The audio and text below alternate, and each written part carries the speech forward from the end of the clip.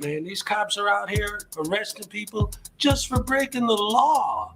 Man, these tyrants are out of control, bruh. I thought you were a lawyer, now you say you can rap. Well, I've listened to your record, made me go take a nap. The rhymes you're spitting out, they make you sound like a nut. Your latest track, it's got less views now than Cereal's butt. Well, you say you're just a man who wants to smoke out some weed, but you smoke yourself stupid, boy, get the help that you need. You think you could be like Tom McDonald, be an internet star? The problem is your brain's so tiny, it would fit in this jar. It's a frivolous lawsuit. You know you're gonna lose. Frivolous lawsuit. Now watch me play the blues.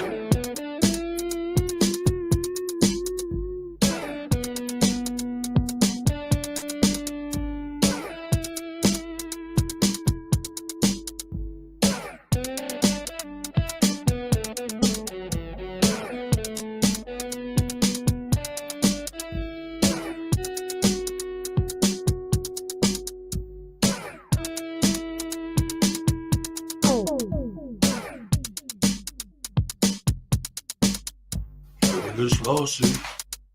You put against a cat. Frivolous lawsuit. Make sure you wear the hat. All parties have been sworn in. I've read your complaint. It's a frivolous lawsuit.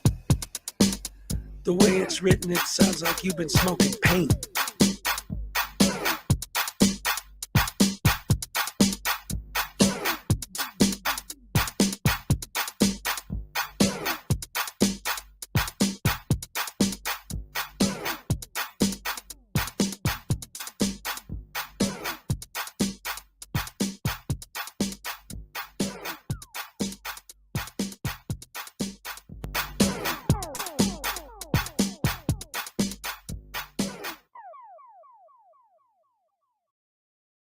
That means if we have that title to your shit, we will take it.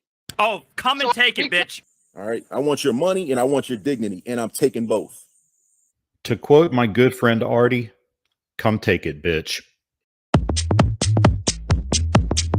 Come take it, bitch.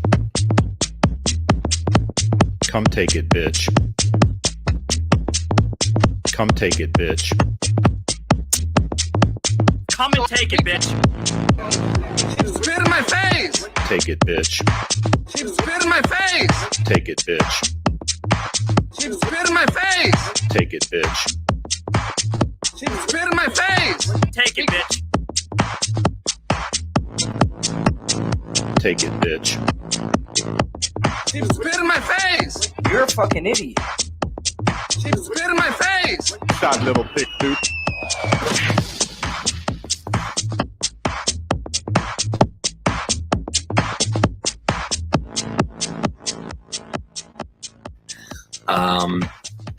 A woman walks into the ladies' room at the mall. She enters one of these stalls and sits down to begin doing her business. As she starts to pee, she looks down at her shoes and sees a head poking under the stall, looking up at her with a camera. "What are you doing?" she screams, frightened. "I'm recording you," says Denver Metro Audit. "But this is a bathroom," she squeals. "Yes, a public bathroom, and there's no expectation of privacy in public," he tells her. "You don't belong in here," she yelled. "I didn't see any sign saying that," DMA replies. "It says ladies' room right on the door." Maybe it does, but it doesn't say no men allowed, does it?" he asked her. "What? That's stupid," she sputtered. "You're being a Karen about this, and what's stupid is shaving down there," DMA answered, holding his camera up. "If you let that bush grow in, it would create privacy for your hoo-ha like a hedge." She stared down at the activist lying on the filthy floor looking up at her. "A hedge? Look, they should put a lock on that door if they don't want people coming in. They need to create privacy," DMA said. "It says ladies' room. They assume men won't come in here." "Well, they shouldn't assume that. And I can film whatever I can see. It's my First Amendment right as an independent journalist." "Oh, you're a journalist. What are you working on?" she asked, sarcastically wiping herself. "I can't divulge that information at this time. The story isn't finished yet," he lied as if there were a story. "No expectation of privacy in public," he reiterated. But I'm in a stall, she cried. Yes, and look, it's open on the top and the bottom, DMA answered in his thin voice. They need to create more adequate privacy, because if I can see it, I can film it. You don't have to like it, but it's my First Amendment right. The conversation droned on like this for a while, the woman on the toilet and DMA on the filthy floor next to the toilet. Finally, the woman says, Christopher, don't you think this is inappropriate? I'm your mom. And that's a true story. Absolute true story. Oh, man, I love that. It was great.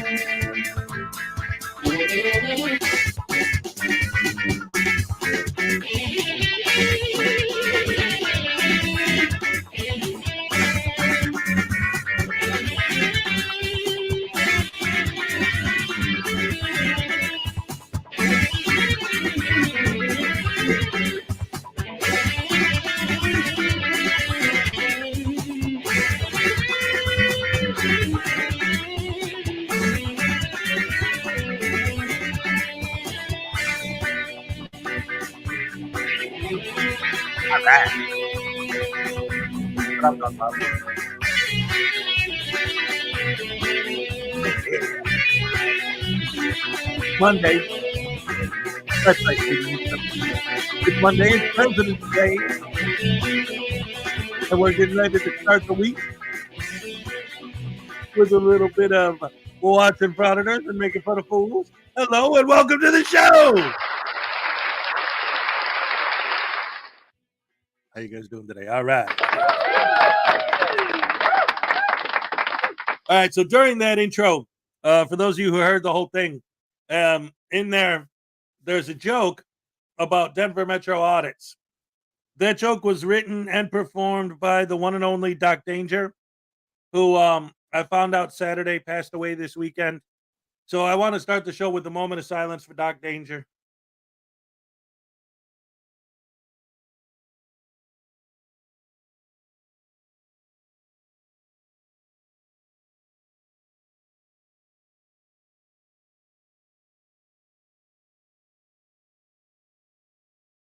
All right.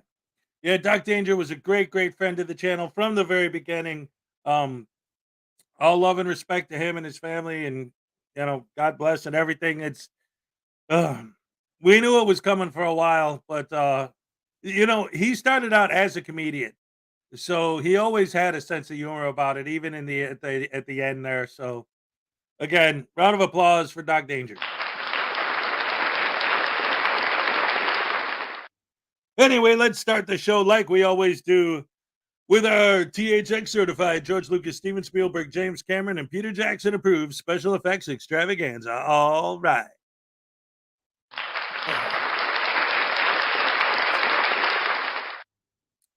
Good morning, everybody. How you doing today? It's Monday. It's President's Day, and we're here to rock and or roll all day long. I'm here. You guys are here. And Jamie Jaime Palmetto Bay is here. First happy dance of the day goes out to you, Jaime. Here we go. Oh, no, wait. Here we go. All right. Thank you.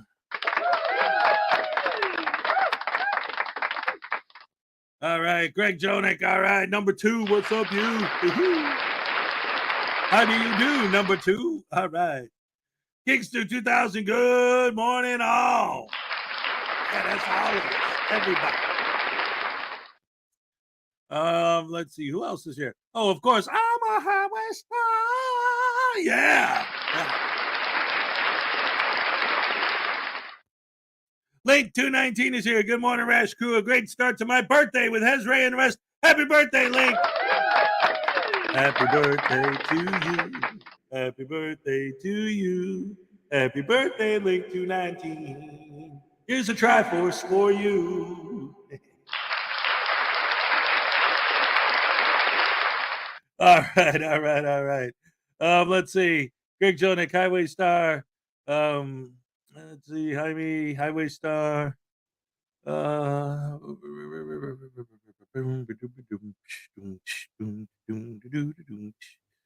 Who else is here? Let's scroll and find out. Let's dig through the names and scream and we shout until we find Little Chihuahua. There she is. Good to see ya. Let's see. Amy D, 1949. Hey, has Ray and chat early again. Say hello. I'll be back soon. Hello. Great to see you. Great to have you here. Highway Star for $2. How about a happy dance for Link for his birthday? All right, that'll work. All right. Yes. Thank you so much. Ladies and gentlemen, the one, the only, the amazing, the fantastic, the gorgeous, the beautiful, my producer, Ray is here.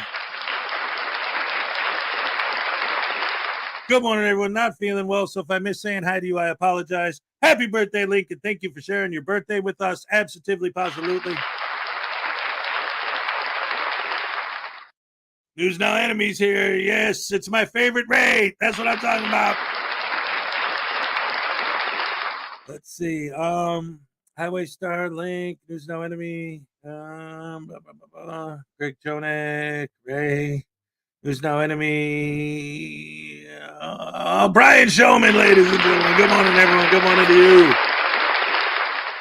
Hip, hip, Peru. Oh, ladies and gentlemen, Blackheart Knight is here.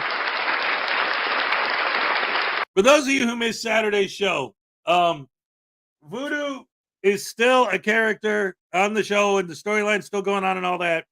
But in real life, there's been I've done so much damage to him over the years, specifically with the tasings. At one point, I had to re-sew his arm because I shook him so hard the phone fell out. The other day, I noticed that his handcuffs were starting to permanently come off, and I'm gonna have to re-sew those on. And this thing is handmade. Well, I mean, this is number 6 out of 9, but there's only 9 of these things on the planet Earth. So I really don't want them to get ruined. So we retired the tasings. Storyline wise, what happened was when Blackheart Knight was here Saturday, News Now Dumbass took over his soul and got the controller for the taser that we put it on his spleen a few months ago and deactivated it. So it's all News Dumbass's fault. So again, we could still have baby him, or we could beat him or smash or take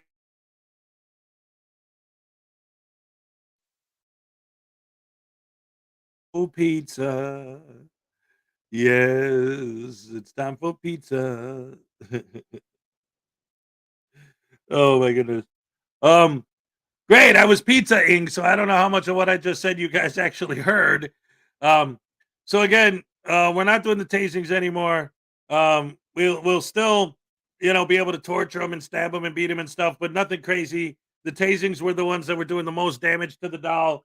So we're doing that again. Storyline wise, months ago we had a surgery. Frauditor Comedy Show was in on it.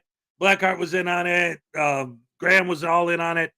We had a taser inserted into his spleen. So storyline on Saturday, what happened was News Now Dumbass through Blackheart Knight deactivated his internal taser, and that's why he's not getting tased anymore. But again, we can still beat him up, just no more shaking. It's doing way too much damage to the doll, and again, it's unique, one of a kind, handmade. I don't want to ruin it. Let's see. Ray, News Now Enemy, Link 219, Little Chihuahua, Blackheart Knight, Greg Jonick, Highway Star. Who else is here today? Let's see. Hip, hip, hip, hip, hooray. Let's see. Oh, Donna Ray is here. All right. Good morning, y'all. Good morning, Donna. Great to see you, as always. And let's see who else is here today. Patrick Dagler. All right. Why the hell am I awake? Because you got to see the Rise and Shine with Hezokuai Rash Show. And it might have something to do with coffee, too. I don't know. Good morning, you wonderful people. Good morning to you, Alpha and Omega. All right. Let's see. We got Amy. We got. Oh, no, your name is going on the lawsuit. We know what that's about. Terry Barnes, good morning, my friends. God bless you all. God bless you too, sir. Absolutely always great to see you here. Let's see, Link 219, Patrick Degler. Oh, Robert Thomas, happy Monday, Peach. Well, Peach, you hood. That's right. Good morning. Good to see you. Let's see. Chef M80 is here. Gotta make it clear. Boom, boom, boom, boom, boom, boom, boom, boom, boom, boom, boom, boom. Little Chihuahua is here. Boom, boom, boom. How about a super mega happy dance for Doc Danger? Now you're talking late. Andrew Forrest is here. Good morning. Rest in peace, Doc Danger. That's what I'm talking about. Let's see who else. Griffey. All right. Says happy birthday to Link 219. That's what I'm saying. Let's see, Griffey Link. David E. Persons. Hey, what's up, David? Welcome to the show. Rooster Cogburn is here. Morning all. The post office is closed. The Poster 7 bottom feeders are in their basement today. It's a great day.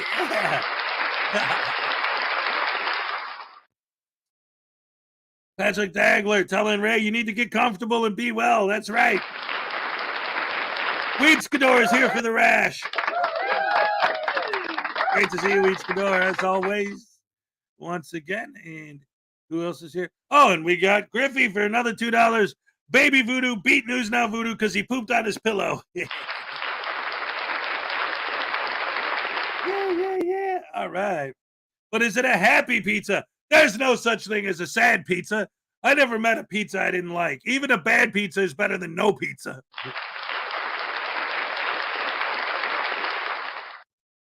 And then Black Heart Night for $2. Voodoo and Dumbass are an evil dumbass duo. Let's see. Let's get this finished up, and then we'll go back and we'll take care of the happy dances and the beatings. Let's see. What do we got? We got Casey. Good morning. Hez and Rash Crew. Good morning to you. Oh, and I think that's it. Who loves Vegemite pizza? Oh, no. Wait, never mind. Forget what I said about liking any. Oh, goodness gracious me. Boy, I put my foot in it that time. Hey, all right, David, for $2. Gotta have a happy dance. All right. All right, so let's see where we're at. We got a few happy dance recommendations, and then Little Chihuahua specifically wanted a super mega ultra hardcore happy dance in the honor of Doc Danger.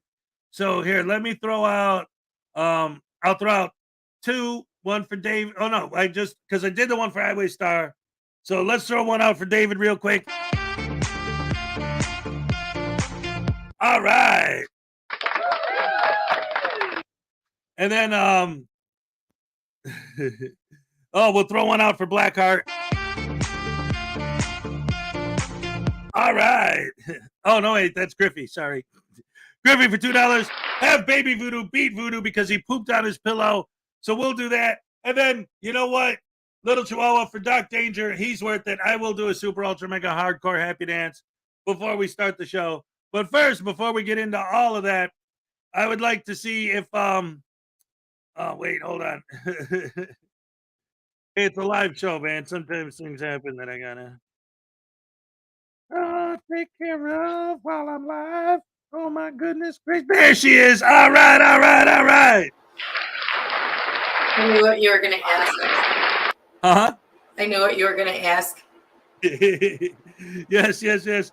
Hello, how you doing today? Well, how's it going? Yeah. You want to say hi to everybody? Hi, everybody. All right. How are you today?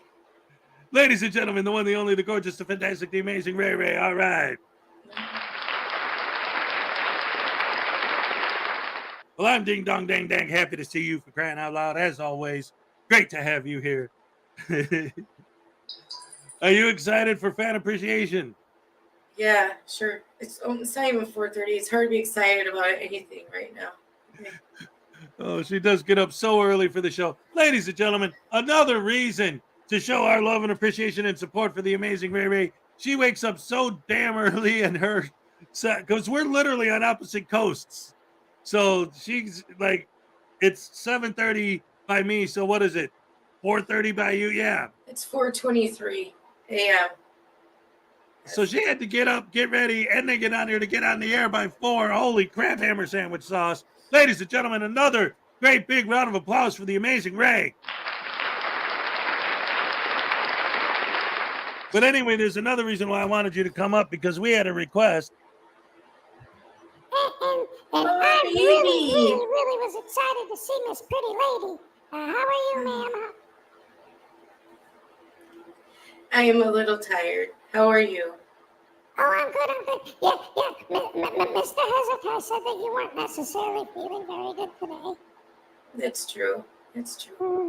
But I will be happy for our people in chat and for you. Oh, yeah. I have an idea. I don't know if this will help, but how about oh dear. Oh, thank you. That always helps. Always. Oh, that's good. I was scared for a second. I get shy. Yeah. Do you really? You shouldn't. You're so cute. Everybody loves you. Don't be shy. Oh, well, that's sweet. Thank you very much, pretty lady. Okay. Hello, guys. Hello, welcome to the show. And of course, hello, Mrs. Pretty Lady. And what is this? Is Griffey asking me to tase my daddy? Or I can't tase him anymore, but I can beat him up. Yes, you can. So let's do that. Let's give him a what for. All right. Can I use my needle? Yeah. Yay! We can still poke him. What? We can still stab him. That's what he's here for. He's made with stuffing. We just can't tase him anymore. Oh, okay, excellent. Sounds like fun. All right, thank you guys so much. Thank you, Groovy. Love you, pretty lady. All right, let me go get my needle. Love you too, baby. I got my needle. I'm scared my daddy. All right. Shh. Don't tell. You're not gonna tell on me, are you? Yeah, I never will tell on you. Okay, all right. Shh, guys, it's a secret. Daddy.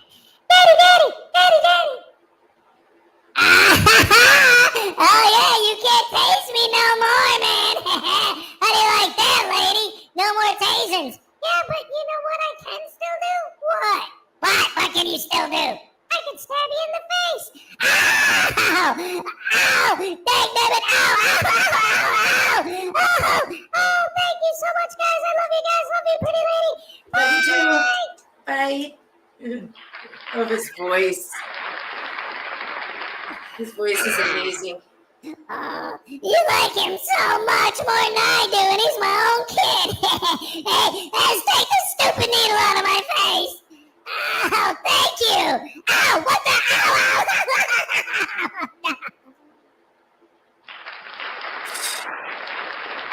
Yeah, he might be his kid, but I think that Hez should adopt him. Oh, that's a good idea. I should start filling out the paperwork tomorrow. I'm sure he'd be more than happy to sign over custody.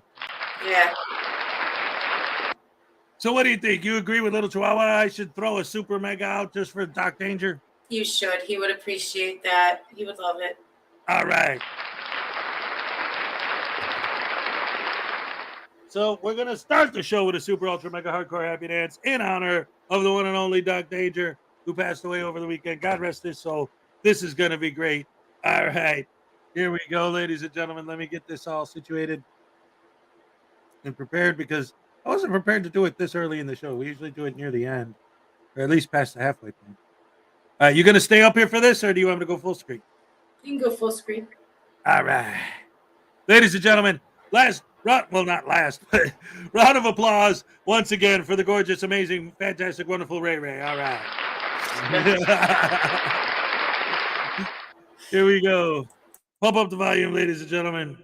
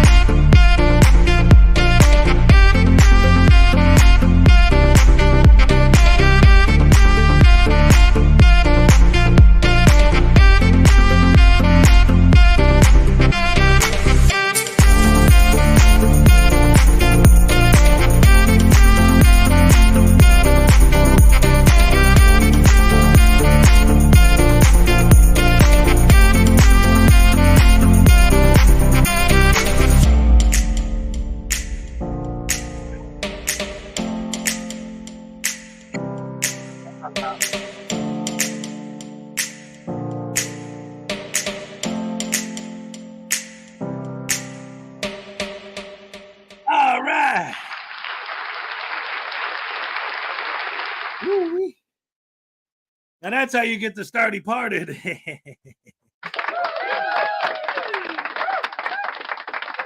Anyway, ladies and gentlemen, let's start the show. I wanted to start today with something slightly different. There's a new video by this guy, and I don't know if you ever heard of him. He's called Hezokuai. That's right. If you haven't seen it yet, I got a new video out. So let's start the show with that, shall we? Here we go.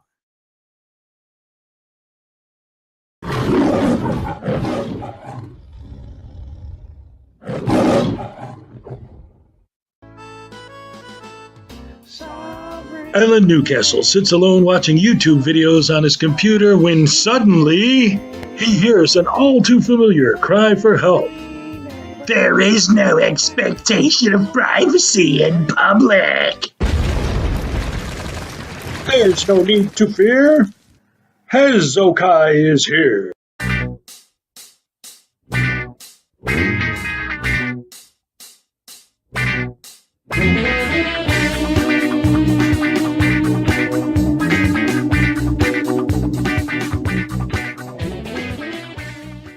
Are you tired of the same old frauditor excuses and nonsense? I'm a journalist working on a story, ma'am. There's no expectation of privacy in public. I mean, this is ridiculous, ma'am. This is a First Amendment protected activity, ma'am. We have a lawful right. Have you been looking for a fresh new take on the tired old frauditor script? Well, wait no longer, ladies and gentlemen, because today we have for you a new, improved, state-of-the-art, advanced, innovative, unique, revolutionary breakthrough in frauditing. Hello, ladies and gentlemen. Hi, I'm Hezokuai Jenkins, author of the Frauditors Handbook, host of the Saturday Night Snafu and the Daily Rash Show Monday through Friday on the Frauditor Follies YouTube channel, and I'm here today to present to you the newest, most exciting innovation in frauditing you've ever seen. That's right, ladies and gentlemen. I'm here today to present Mr. Ghost, haha. That's right, Mr. Ghost, haha, has the greatest, latest, most exciting new frauditing venture where he doesn't sell it as being a journalist. Oh no, he doesn't sell it as a First Amendment audit. No, sir. He sells it as a psychological experiment on the fear of cameras. Yes, this idiot shows his stupidity on full display in the newest, latest, greatest, most exciting way. Check it out! What's up, Patriots? It's your #1 favorite, Mr. Ghost. So we're here out Sunday morning where people all over the country are practicing their faith. And Mr. Ghost's faith is researching into camera phobia and why people have adverse reactions to being recorded in public by a very sexy man like Mr. Ghost.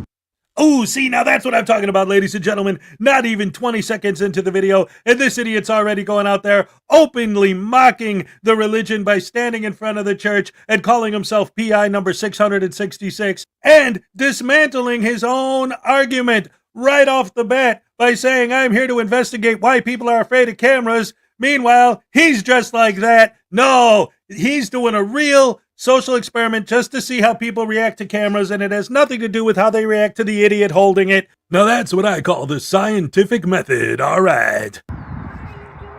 I'm video recording you right now. So I'm a public investigator. There's some suspicious activity going on in the area, and I've been here to kind of investigate that. It could be one of you guys, it could be a clergy member, it could be someone walking on the sidewalk, but I can't really say because I've been sent here to do a job. But I'm happy to answer questions to the best of my ability. I'm sorry?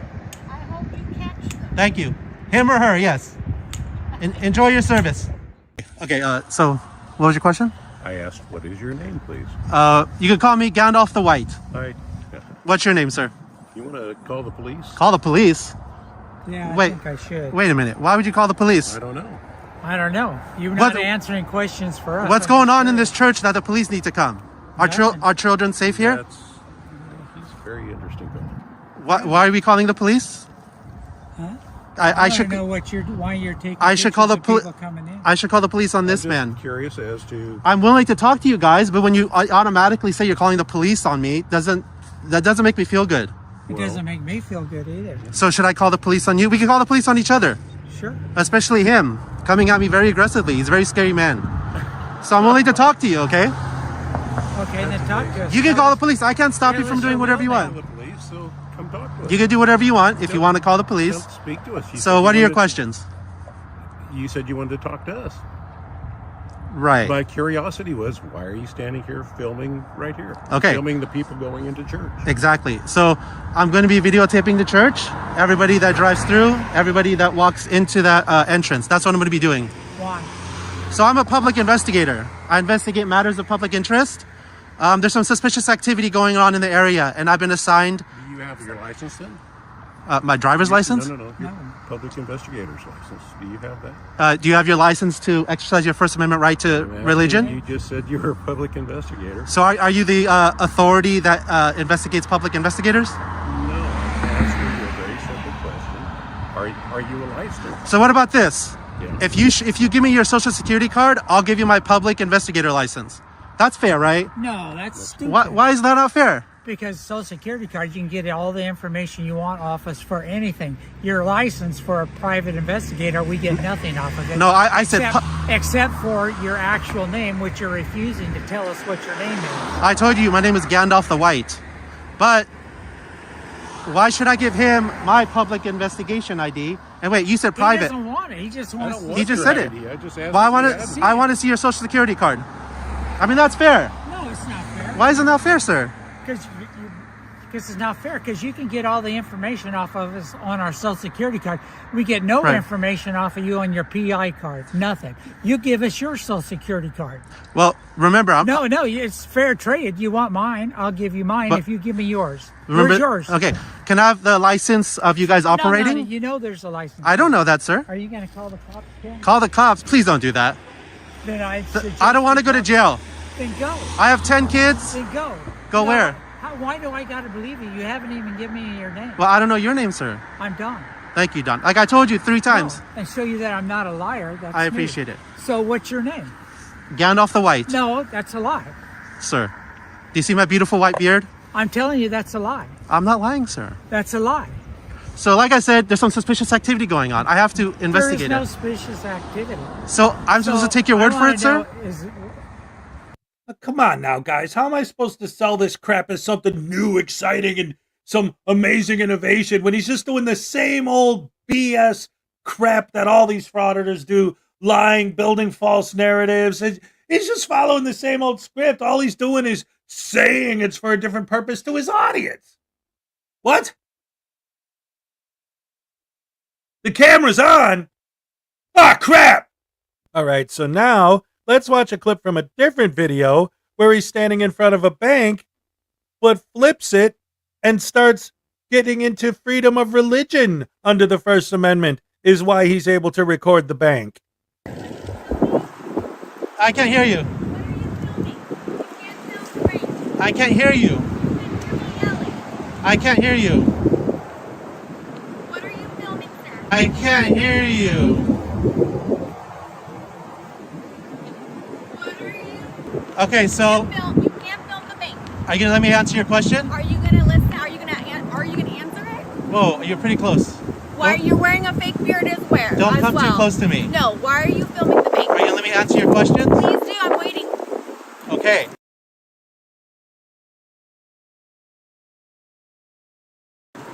I'm video recording the bank, everybody that walks in and out, Don't record me. and all you're of wearing- the cars. No. And yes. Why? I'm a public investigator. For what? For God. For God. I'm praying for everybody in that bank and outside the bank. Police. I'm gonna call the police. I'm praying for you right now. I'm gonna pray for you. I'll call the police on you. I want to be left alone. Stop harassing me.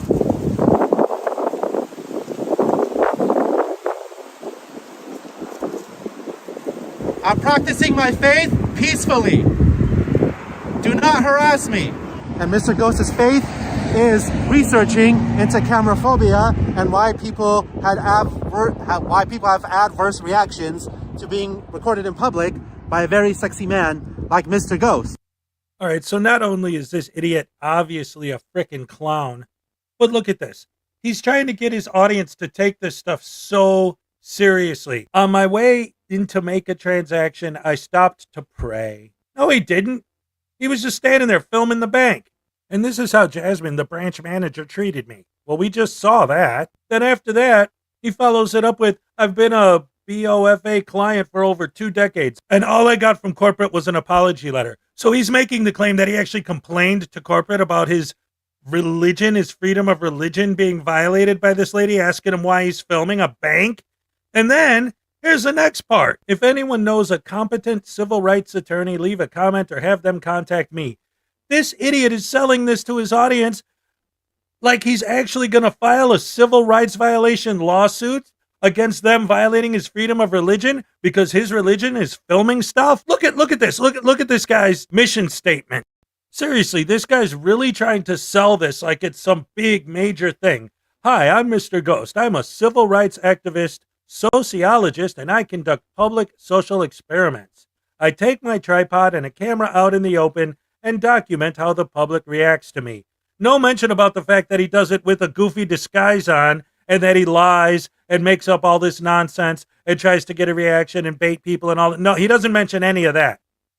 I have a master's in psychology. Oh, well, then he should know. Undergrad minor in sociology, and I have many years of experience in studying human behavior and interaction. I am currently researching a psychological phenomenon I have given the name cameraphobia. Scopophobia, or cameraphobia, is the excessive fear of being watched. But even if one isn't excessively afraid of a camera, humans are hardwired to kick into fight or flight mode when they are being watched. These videos have immense historical value, and I hope my research has a lasting positive effect in the field of human behavior.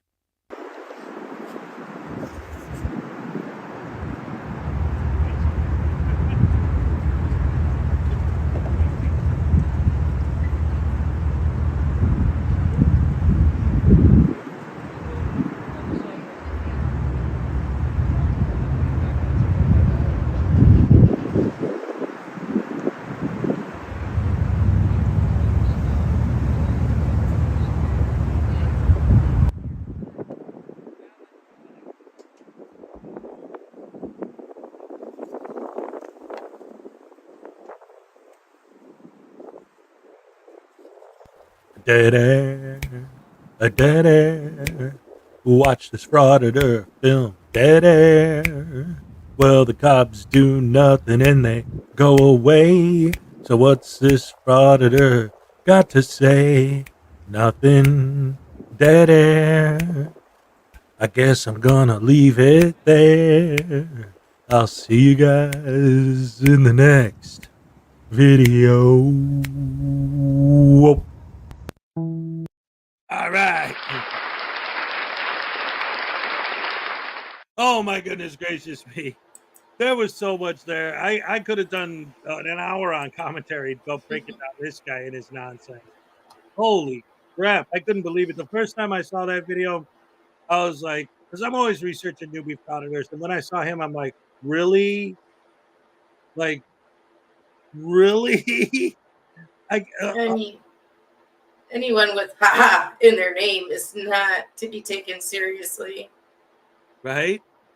And like this whole thing with the scopophobia, like he always, like, if you actually read the actual definition of it, he basically copy and pasted it except replacing the word camera, because it's actually technically the fear of people staring at you. Yeah. And if you think about it, that isn't just like this crazy psychological condition. I mean, think about modern horror movies, right? It's always like they walk in and the bad guy's just, and it's just creepy. Someone just standing there staring at you. You know, even if you don't have that phobia, just people standing around staring at you is creepy, you know? I mean, look at all the times you freeze. And I'm like, why are you looking at me like that? Or why are you staring at me like that? And I'm like, stop. And then I realize you're frozen, you know? And it's like, okay, well, that's a relief, because if you were staring at me like that, I'm going to go, you know, because it's weird. Yeah, you know? it's creepy. It's just weird to people to have somebody staring at them or watching them. It's like, why are you doing that? It's just not normal. Right. It's not how normal people react or do things in society. It's just not how it's done. So a select few of these idiots wandering around going, well, we're going to make society conform to this. Well, I'm sorry. No, you're not. Right. You're not going to do that. And I'm sorry if somebody truly failed him if they gave him a master's degree. I want to know what school, or if it's some kind of online mail-in degree thing that he did from like when he was in prison or something, because that is not how somebody with a master's degree in psychology would conduct an experiment. Right. And that's the thing. And that's like,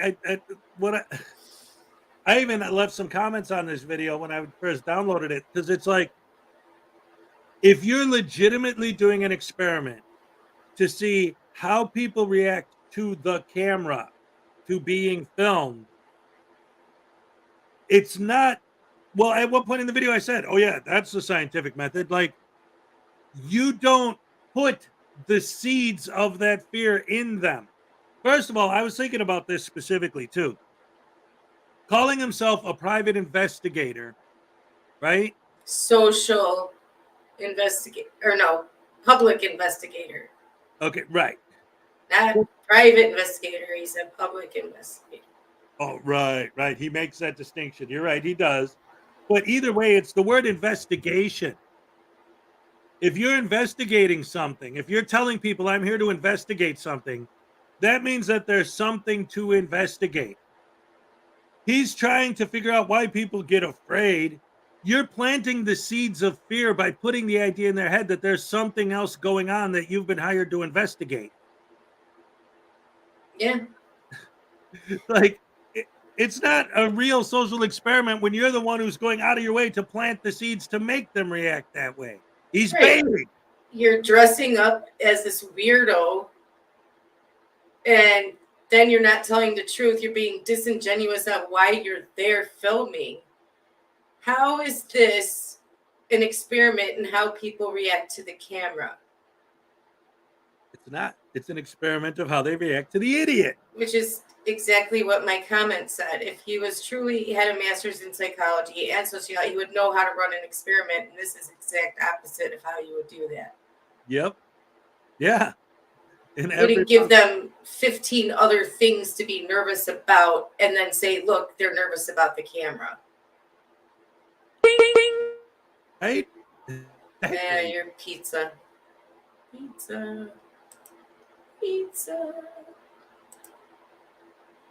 at this, guys. Pizza. Good morning, NCR. I saw you come in. Yeah. That's what I said, Sue Bear. How did he get a master's degree? He needs to get, somebody needs their money back. I'm thinking it was a mail-in or online program or something. Because couldn't have been an accredited school. Right? You want a master's degree in psychology? Just send us $19.95 and we'll send you a degree. Print it out on your printer at home. Yeah, that's what it's like. Yeah, I'm certain of that, Billy. I don't think he has one either. And I think he said, what did he say? Social investigator, or not social, but well, he's supposed public to be investigator, because yeah. there's no such thing. If he emulated a private investigator, that he can get in trouble for. But saying public investigator, there's no such thing, so he can't get in trouble for that. Right. And I think that's why he goes out of his way to double down on making sure he says, no, public invest. Yeah. Yeah. But like, oh, and then when he's at the church, it's one thing, but then when he's at the bank, he's claiming religious freedom. Like, what? It's like all of a sudden the light bulb dawned, and he's like, I can get a lawsuit out of this. I can claim I was praying and she came over and got on my case for it. Right.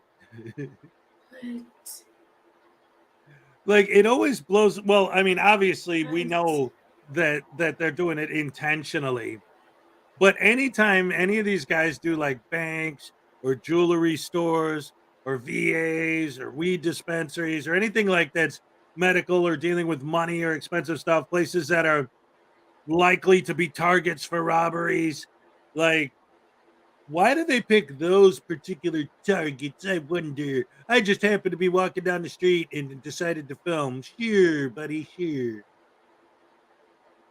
And their fans eat it up. They believe it.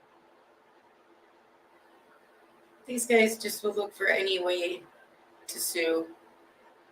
Yep. I don't think there's any civil rights attorney that would take that case, especially looking at that video. They'd be like, is this a Right. joke? Is this some kind of joke? Who's pranking me? Which of my college buddies is pranking me? You know? Yep. No, Good right. video. Good video, Hez. Excellent. Thank you. Thank you. I appreciate the appreciation. Ladies and gentlemen, by the way, speaking of good videos, we got something a little bit different now. Is Graham here? Yes. He didn't. Of course you didn't notice. Yeah, right?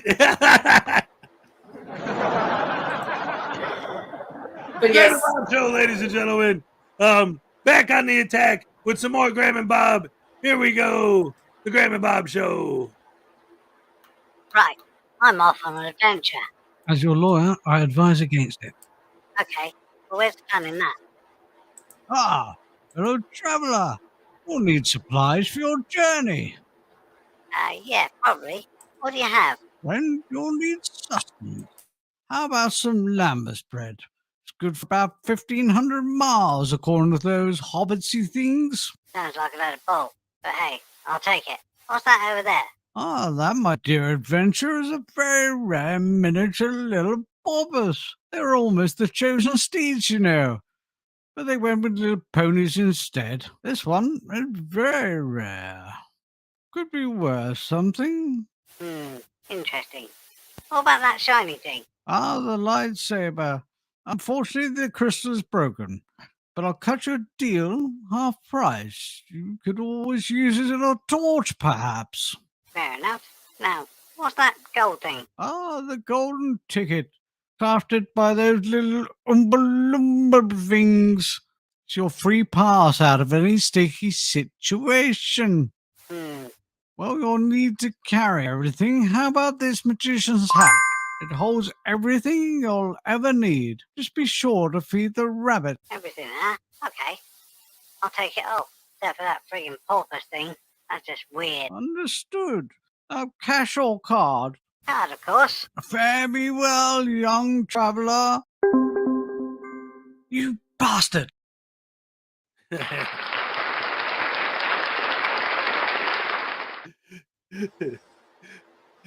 I love that punchline. The Bob buys everything, puts it on the card, and then he gets a notification. The Bob used Graham's card. Mm-hmm.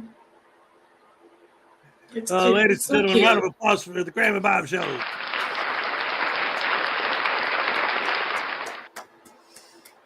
Oh, You're so man. cute.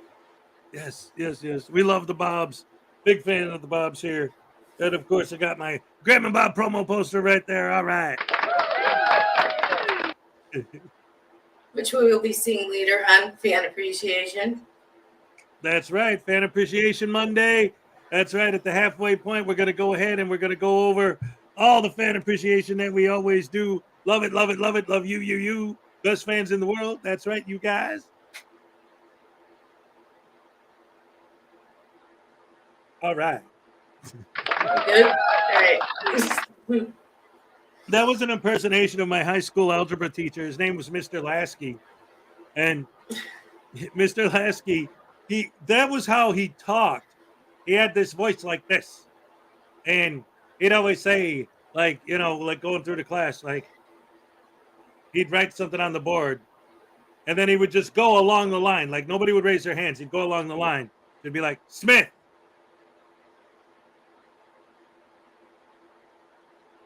What's the answer? 12. That's no good.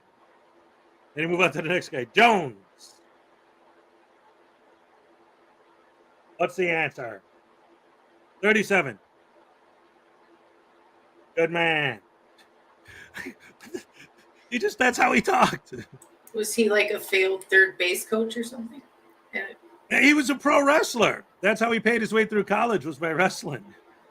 Yeah, I don't know. Yeah, right. Like doing the signals. You know, like she was the back. yeah. Yeah, I don't know where he got that, but it was just his shtick, you know. That like, well, I assumed you wanted me to do it. Oh, and then every time someone would say that word, he'd write on the board "assume," and he'd say, "Every time you assume, you make it," and then he'd underline "ass," "out of," and then he'd underline "you," and then he'd underline me.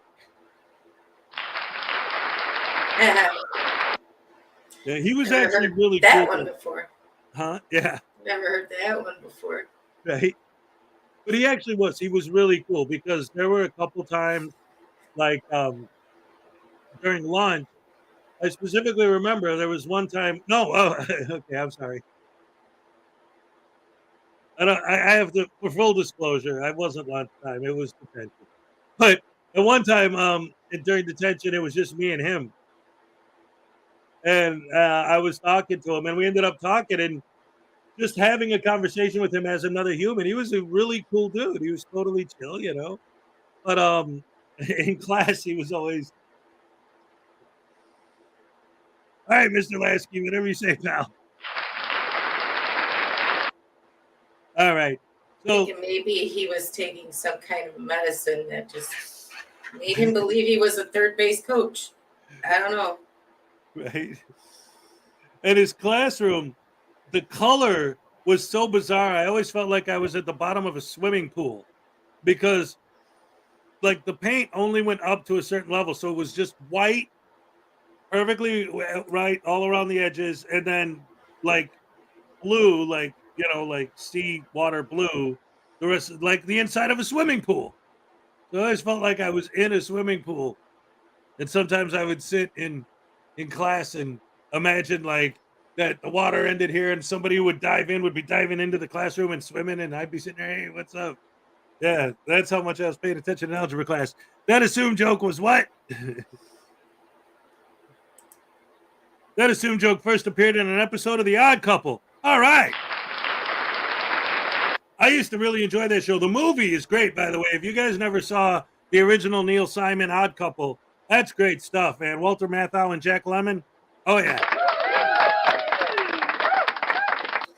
See, if my algebra classroom had been painted like that, I would have just sat there and been like, if this was real, I'd be drowning right now, and I'd be fine with that. Because I hated algebra. Failed it twice. Yeah. Stand it. I don't know why they had to mix letters with numbers, and it was like, nah. You can keep this. Yeah, that's the thing. Like when you look at mathematics, like basic mathematics, like even if I don't know, I can figure it out because it makes sense to me, right? Like you have two things and you take two more things and put them together and count them, you got four things. That makes sense. But the rules of algebra are based on a whole bunch of different mathematicians from different parts of the world got together once a couple hundred years ago and came up with this is how we're going to do it. Like they voted that. So it isn't the way that makes the most sense. It's the way that they all agreed upon method. Would confuse the hell out of teenagers for billions of years to come. Yep, that's what we're going to do. Right? Oh my goodness. It's like Common Core now. It's like Common Core math now. I hate that.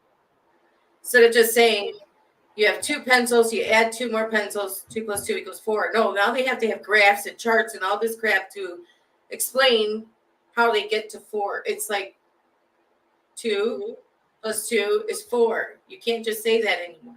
Right. Right. Like, I was when I was homeschooling my kids, which by the way, when they went back to school, they were ahead of their class because I was homeschooling them. But while I was homeschooling them, well, no, you know what? Forget that because we're talking about Common Core and the math. Yeah. Helping them with their homework before that, when they were just in school, they would come home. And because I was teaching at the time, they were like, "Hey, Dad, you can help me with this." And it's like, I don't even get it. I'm teaching it. I'm just reading out of the book. I don't know. There's teachers that couldn't understand it. They had to just look in the book and teach from the book. And kids would come with questions that weren't in the book. And I'll answer you in a minute. They'd have to be on Google. Like, Yeah. Teachers do not know everything they're teaching. They don't. It's impossible.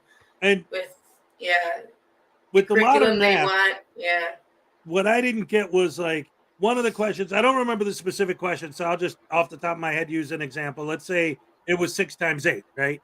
When I hear 6 times 8, I think 48. And he's like, well, no, we have to show the work. I'm like, okay, so the 6 and then the 8 under it and then the times and then the line under and then 48. He's like, no, you don't understand, Dad. You're doing it wrong. Here, let me show you. So he tried to explain it to me, and it was like, it's 10 plus 10 is 20, and 10 plus 10 is 20, and 20 plus 20 is 40, and 2 plus 2 is 4, and 4 plus 4 is 8, 48. Mm-hmm. But what in 6 times 8 triggered you to put all that other crap? Like, where did that come from? What do you mean? That's how you figured out the answer. What do you mean? It doesn't matter. I don't get it. Yeah, it's a lot different. And I mean, teachers get stuck with this stuff and they don't care. It's what administration tells you you're going to do. It's what they tell you you're going to teach, not what you feel like you're going to teach. It's what they tell you you're going to teach. Right. That's what burns you out is all the fingers in the pie. They have to, you can't even write your own lesson plans. It's like, you can write them, but it's based on what they tell you you're going to teach. Yeah. The Common Core is bullshit. I hate it. It's bullshit. Yeah, I hated it. Anyway, Ray, you want to pick the next video? Yeah. Let's do Van Bellion. All right, Van Bellion, ladies and gentlemen. Woo-hoo. Here we go. Thank you. Right now, you have $200,000. $200,000, and that enrages me. I'm willing to call mutual combat since we can't settle it on paper.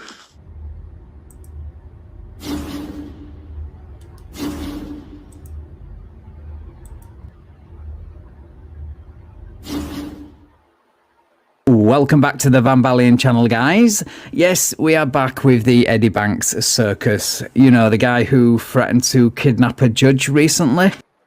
If I have to come up in here with men myself to take custody of you, I will. Because you will not use the people's power to step on my life and the people of this county.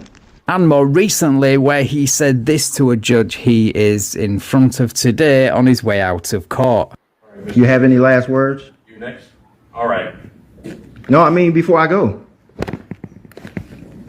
Honestly, I would like to go. Do you understand how something like that could be construed incredibly inappropriately? Oh, now you're offended? It's not about being offended. This is about your well-being. There are officers here. You sat up there and threatened me. Mr. Banksell, you said, do you have any last words? Before I go. All right. Thank you. We'll see you back here in November. No, you won't. Well, today he ramps up the stupid even more in Everett Municipal Court, Washington, by challenging the female prosecutor to mutual combat during yet another one of his status hearings regarding a competency evaluation, which leads to the judge revoking his bail and Eddie doing a runner from the courtroom. No, I am not kidding. Right, let's get into the video. This is the Eddie Banksell matter. And 3A0225485. Mr. Banksell, you want to come forward? You really wish to engage me? Yes, I do. You come grab a seat, or you want to welcome to stand up? I'm talking to you close to the mic. No. See, this is a arena of honorable men. You keep using that word honourable. I do not think it means what you think it means, Eddie. The moment the judge or the prosecutor say something you don't like, you threaten them with violence. So, if y'all can run y'all court the way you wish, allow me the same respect, and everything is copacetic. All right. This is the Eddie Banks matter, Eddie Banksell matter, 3A0225485. This was on competency evaluation ordered. There was some non-compliance with that, but ultimately, most recently on December 4th, a new out-of-custody competency evaluation was ordered, and that's the last status that I have. It was set for today to check in on status. Any status regarding the out-of-custody competency evaluation? The court knows it takes up to a year, so we're still waiting for an out-of-custody evaluation. I believe we had them in jail, and then we're going to do it in custody. One bailed out, so here we are. Are you going to talk to me today? Months out of custody for the evaluation. It's restoration that can take over a year. Well, I mean, I guess the real question is, I don't have anything to file that comes or that gives any sort of status update. I'll also note in this case there was previously an out-of-custody evaluation that was ordered, and for example, a letter came indicating that Mr. Banksell hadn't attended that. What's your name? First time, so this is the subsequent order. I haven't seen anything indicating that it was scheduled and hasn't been attended or anything to that effect. So does anybody have any information about any status? I have not been contacted again by Western State, but that takes even longer than the evaluation. So I have no information about when that would happen. If this was to be done in November, so we're not even close to a year. Well, just as another indication for another case, it looks like the order entered in October, and that evaluation happened right at the end of January. So for this one,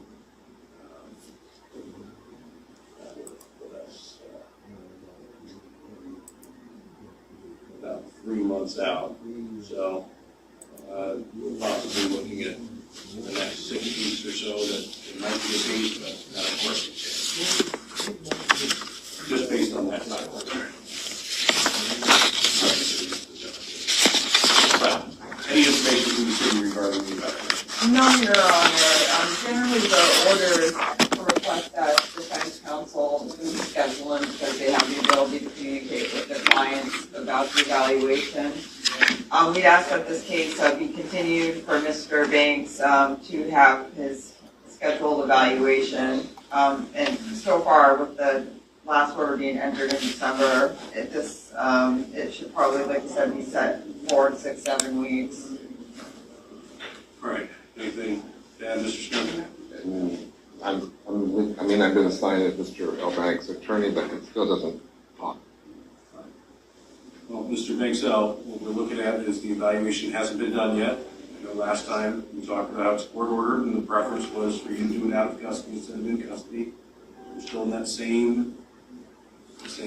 What don't you understand about free will and free sanctity of mind? Well, I understand that. We've talked about this before, that you're ordered to do the evaluation.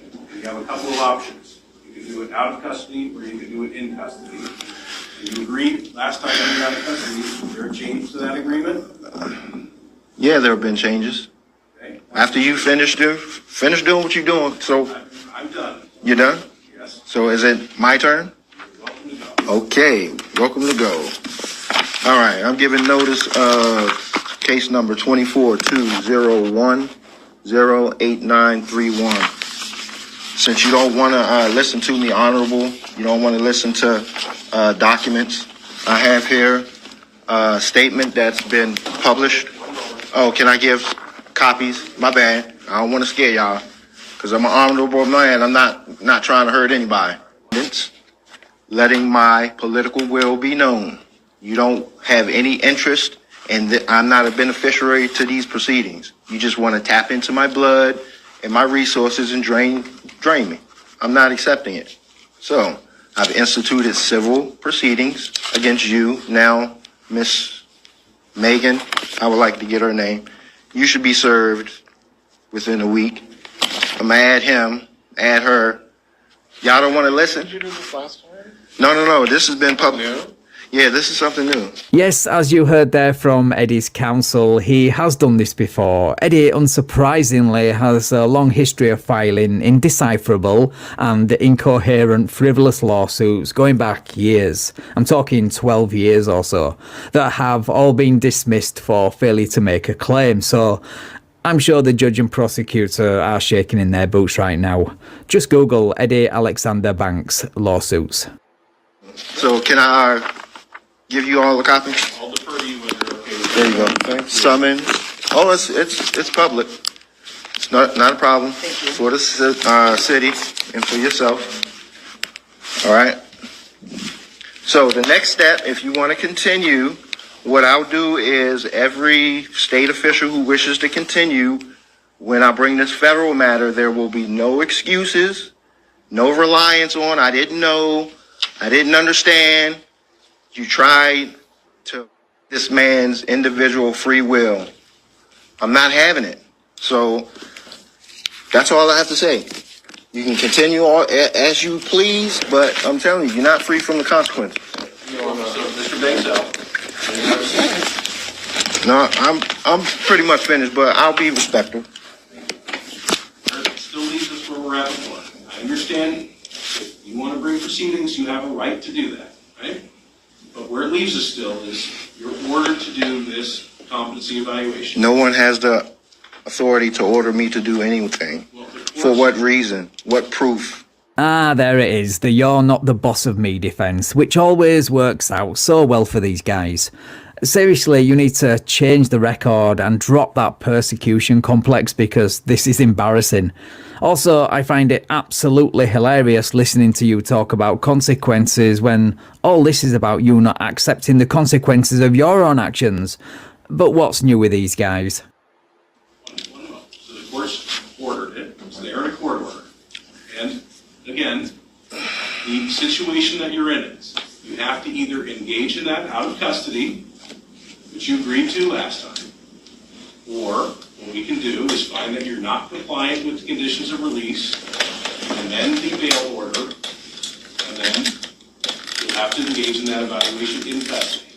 It is still one moment, it is still very much my preference that you engage in that out of custody. I don't think that there's any reason that you need to be in custody to do the evaluation, but one of the reasons that you would have to do it in custody is if you refuse to do it out of custody. Tell me, why do I have to see your people for an evaluation? Well, that's something, a conversation you can have with Mr. Smith, and we talked a little bit about. No, it has to be. One moment, Mr. Banks, I'll give you a chance. So, you have the right to present evidence about the competency, the status of competency if there's a disagreement about the report. You have to engage in the evaluation that's been ordered. Okay, so who's here to compel you to perform according to my trust res? Well, if you're asking about who else could assist you in getting an alternative evaluation, No. I'll do this. I'll do this. About that last time. Yeah, I forgot. I've filed this too. Let me make this a part I of think it. that's already been, I can kind of see it from here. I think that's already been filed in the court. So let me. No, not this. You know what it is? Well, I see the seal, so I guess it looks a little bit. Yeah, because my court runs on the same seal that yours. No, that's not the same. All right. You can bring that up. This is a choice of law, living trust law. Nah, I just created that, buddy. Well, it's great for me. Okay. Only the flag and the seal. So we're going to see. Because we're going to enforce contracts. You want to enforce yours on me? We're going to see.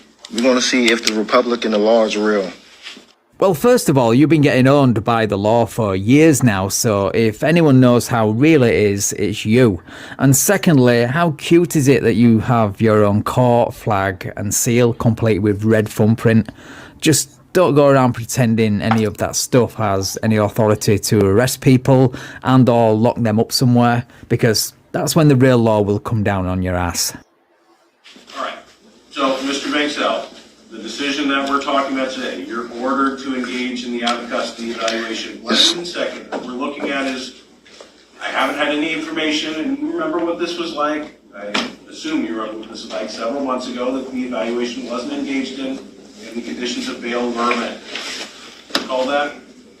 Keep creating evidence against yourself, man. It's fine. All right. Well, certainly all of that's in the court record. Whether you want to agree with recalling those events or not, But we're at the position where if we're going to do that again, then the conditions of release simply need to be amended and we need to be back in custody and you're engaging that evaluation. Okay. Last time we were here, you agreed under what you described as duress. Okay. That you would engage in that evaluation out of custody. And I want to make sure you're still on that same page, that you're agreeing, although it's something you don't want to do, and it's going to be public. The evaluation has to be public. Because I don't trust you private individuals, because look at what you're doing. So, Mr. Smith, part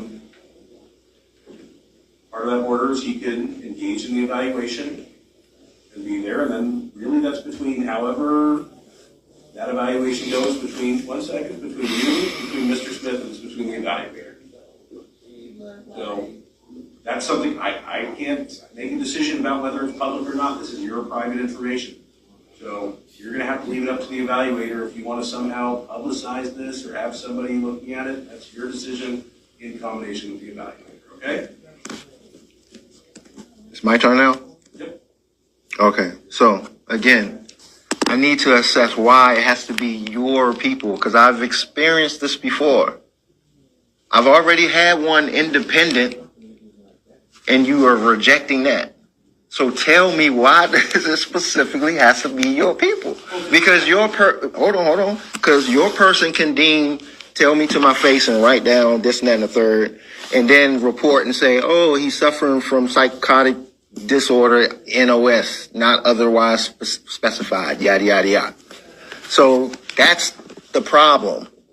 So if we can get an independent party, then yeah, I will consider it. But no, I'm not seeing your people. So if your last independent evaluation concluded that you are in fact, and these are your words, psychotic, then I can understand you wanting another independent evaluation and then another until you eventually get the evaluation you desire. Unfortunately, the judge is in charge and can determine who you see. And it looks like the Washington State Healthcare will be performing the evaluation, whether you like it or not. You said that you were going to get your own private evaluation. And I provided it for the court. You were going to use that instead, and the court said that was fine, but you haven't done that yet. What do you mean? I provided the proof. Proof of what? Mental evaluation. When? The last time we were in court. You don't have it now? You wanted a new one. Who wanted a new one? We need one that's contemporary. A couple of things. One is, I'm sorry, I gotta address this comment because this is freaking hilarious. Because they want a licensed professional. That's why, not a crumpled piece of paper from Eli saying, "Competent, my peeps, you heard?" I love that. Yo, he knows what's up, homies. You heard? you talked before about some of the other experiences you had. I want to be clear again that this is not any sort of restoration evaluation. It's not any sort of order of restoration. It's not any order that requires medication. Nothing about a blood draw, anything like that. Can you give me 48 hours to inspect all paperwork, all contracts that is supporting the transaction? One second. Let me finish and we'll get back to that. And all this is speaking with somebody. So there's no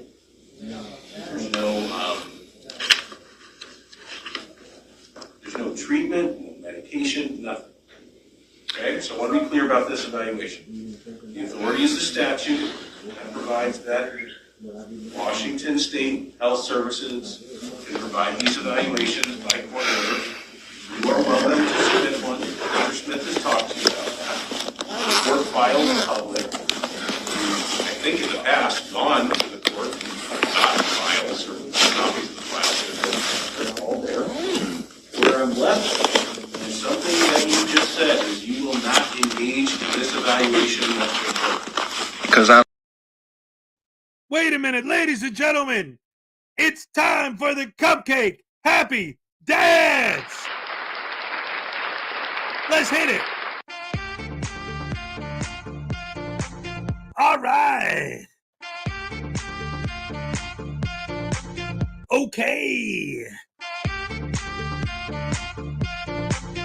Ole! All right.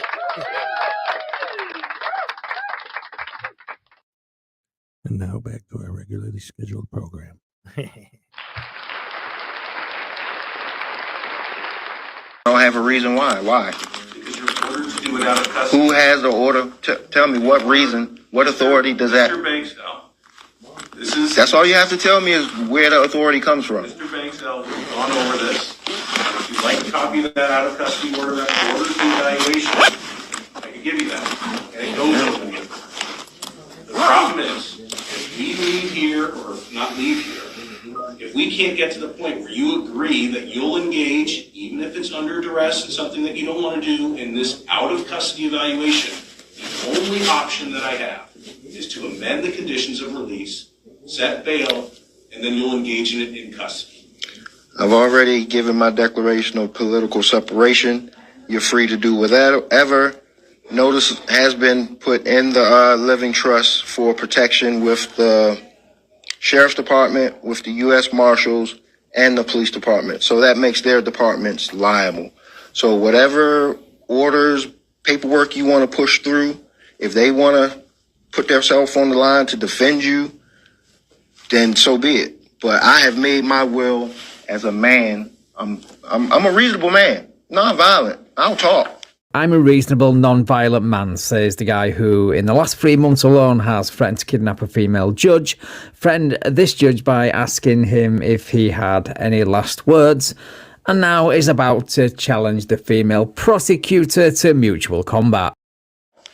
But what you're trying to do, what you're doing to compel me to do something that I do not wish to do as an ordinary man, that's unacceptable, man. That enrages me. I'm willing to call mutual combat since we can't settle it on paper. Let's settle it like men. All right. This is your final opportunity.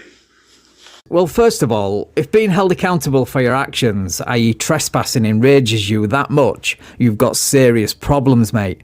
And secondly, if you're capable of challenging a female prosecutor to a fight in a courtroom full of people, then I pity and I'm concerned for anyone unfortunate enough to live in the same house as you. Are you going to engage in the out-of-custody evaluation as ordered? My political will has been made known publicly. What's the current conditions of release set at? Go ahead, man. Do your will. Oh, I'll stay and get it on because this is live on Facebook anyway. We're going to see. All right. Yeah, please. So I'm going to call the, have an officer here. I'm amending the conditions for bail. Previously ordered. I'm gone. I'm Bail gone. is going to be forfeited. I'm gone. And I'm setting bail right now in the amount of $200,000. $200,000. Wow. Yes, $200,000 bail is steep, I'll grant you that, but it shows just how done this judge is with this guy's shenanigans. Let's just hope law enforcement slap the cuffs on him before he has the chance to flee the courtroom. I think I spoiled this one in the intro. Mr. Banksell, you've had the opportunity to engage in this out-of-custody evaluation multiple times. You're not following the conditions. So you're going to start, okay. I'm setting bail in the amount, your bail is... Nah. Mr. Banksell, the opportunity is over, unfortunately.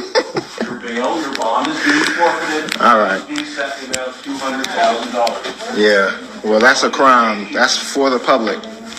Hey. Welcome to stay here. No, sir. You've been served a summons. If you go and do that, come on, I'm ready to go, man. I'm ready to go. I ain't playing that shit. $200,000. $200,000 to have me. That's one of them right there. Look at her. She was on the case too. Fucking fraud. $200,000 gonna put me in jail. All right.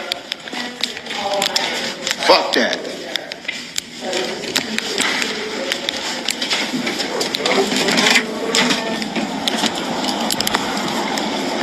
Right, so that's where the live stream ends. I guess there were no law enforcement available at that time to take him into custody for whatever reason. And I guess they still haven't caught up with him because at the time of this recording, his Facebook account is still active.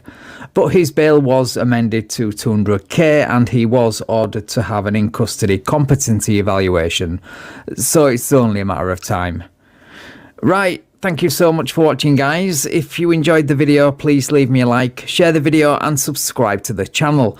Thank you also to my channel members and patrons for your continued support. I really appreciate it.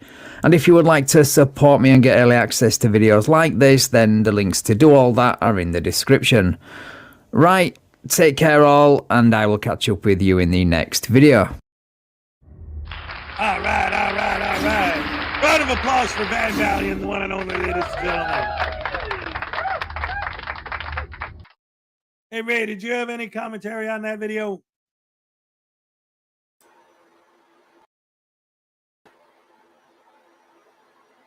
Oh, plenty. I just don't know where to start. I mean, I've seen that before. That I don't know if Skeptic did it or somebody did it. I don't know who, but does it matter? He's the guy that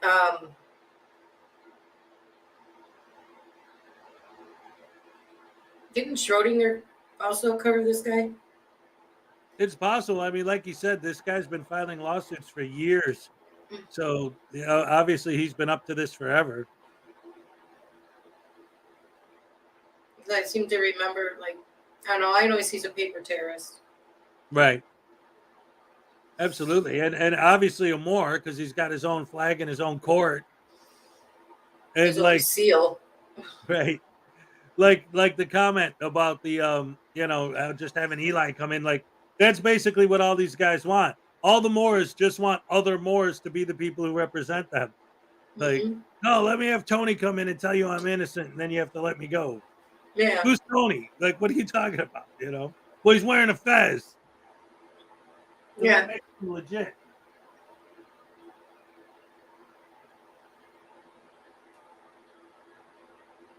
Speaking of my fez, I just don't know, like, how did he not do any like time before this? How is he not labeled a vexatious litigant? How is he not?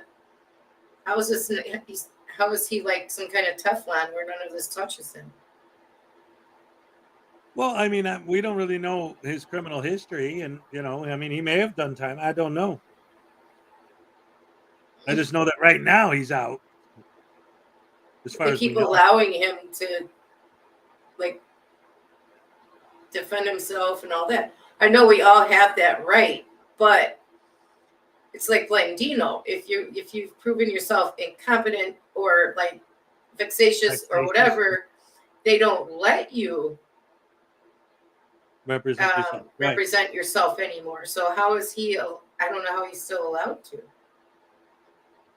I don't know. I mean, again, each jurisdiction is different as well, but I think a lot of it is, and this kind of goes back to one of the reasons why the sovereign citizens and the frauditors and all these guys keep doing what they're doing is because we already have overcrowded prisons and they're not trying to go through all this and waste all these resources and all this time and lock these guys up. But eventually it gets to a point, like you said, you just can't keep playing these games anymore. I'm not saying they have to lock him up, but if he had an attorney, this would already be wrapped up. Right. Whether he got probation and fines or whatever, it would all keep stacking up then to a point where he did get like 90 days in jail, 120 days in jail, whatever the minimum fine is or time is, and then it would keep stacking up from there. I'm not saying like throw him in, state pen for driving with no license, but at least put him in county. Maybe if you keep putting him there, keep taking away his rights little by little, maybe he'll start thinking about this is not freaking worth it. Right. And from what I understood, this was a trespass thing. And you know how these Moors are. He probably just went to someone's house and said, okay, it's my house now. Yeah. Get out, squatters. This is my place now. Do you remember? I don't remember. I think it was an airport. I don't remember exactly, or a mall, or it was some big place where they caught a couple of Moors that just decided that that was their home and were just living there. And then the cops came and they're like dragging the lady out, kicking and screaming, "No, you can't do this. This is my home." It's like, what are you talking about? You're in a business, lady. Get the hell out of here. You're trespassing. No, I'm not. I'm a Moorish national and this is my land. I can stay here if I want.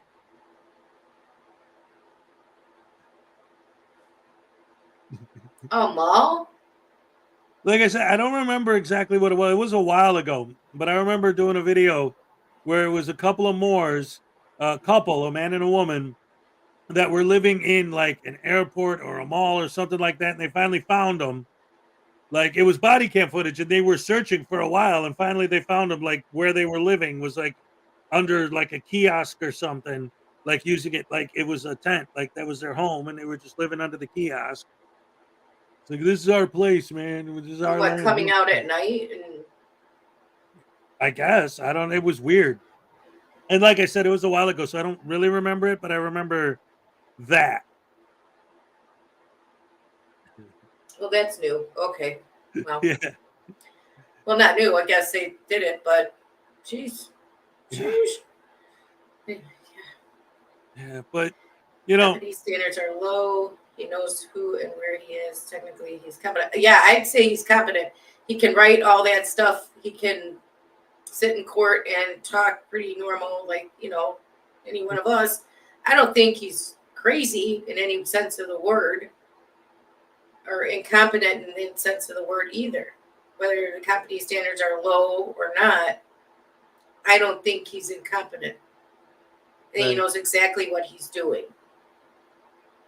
Right. Well, that's part of the thing. Like when Blandino had his psych eval, like that's the thing. Is like they talk to these people, and they get these diagnoses, but like when they have a belief system that seems crazy to people who know better, that doesn't mean that necessarily that they're crazy.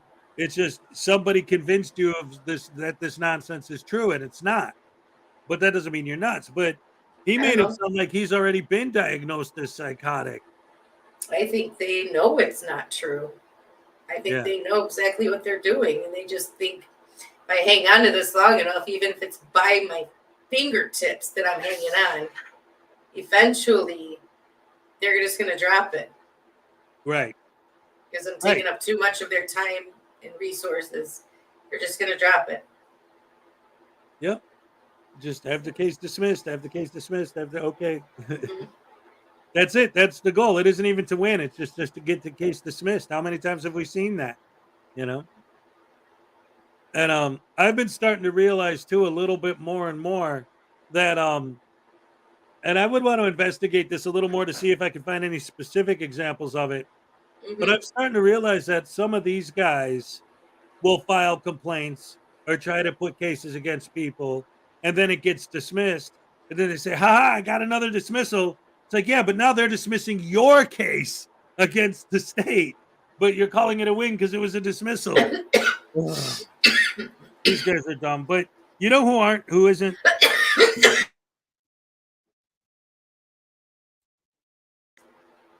The best fans in the world. And That's did you true. know that I have the best fans in the world? Proof needed. Oh, you want receipts? You want proof that I have the best fans in the Receipts. world? Yeah, receipts. Ladies and The gentlemen, license cap. well, let me show you something. You see that painting on the wall right there? And you see these two paintings behind me over here? I see them. These were all hand painted and given to me by my fan, Judy Johansson.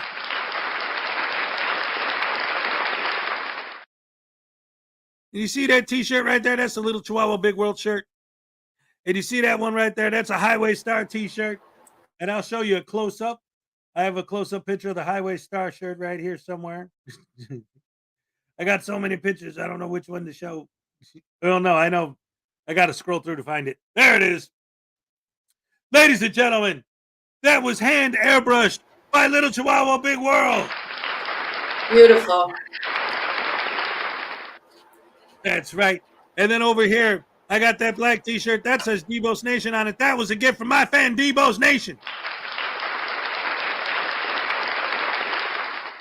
And next to that, I said something about this yesterday in the chat, Ray. I wanted to ask you what you thought about this idea. So that's an Audit Them t-shirt from my fan, Frauditor Troll. I wanted to go back to Chicago with that shirt on. And I go to all the places that he audited while wearing his shirt. I thought that'd be funny. Right here, I got this hat. It says KIC, that's Kick, that's Keeping It Criminal. Kick rocks from my fan, Kick. And then you can't really see it from here because it's so small, but I got a picture of it for a close-up so you guys can see. I got here. Look at this. This is a vintage mini Volkswagen bus in the original packaging from my fan, Frauditor Ram. And while we're at the pictures, I got this from Witch of Heart. It's a little voodoo head.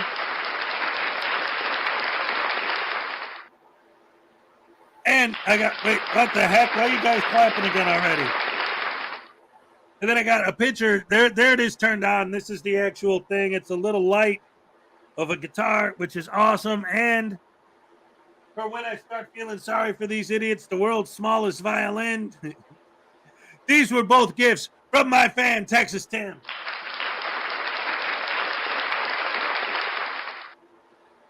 And then, of course, over on this side, we have here, let me go full screen so you guys can see it better. Over here, we got this poster. This is a promo poster for the Saturday Night Snafu that was made by my fan Graham from the Graham and Bob Show. And then right here, I have framed on my wall a drawing of unclean hands that was drawn by hand by my fan Paul Rumore Frazier. All right. And then right next to that, framed on the wall, I have an original drawing of Voodoo getting tased from Sue Bear. And then right here, I got this sign. It says, notice, frauditors not permitted beyond this point according to UCC 69-222-333-444. It was designed by Motorcare, and the actual sign was created by Michelle with one L.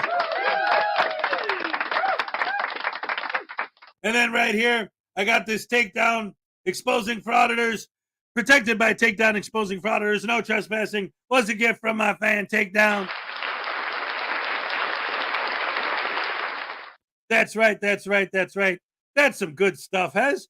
But what else you got? You say you got the best fans in the world? What else you got to prove it? Well, I'll show you. Hold on. It's a live show, ladies and gentlemen. It's a live show.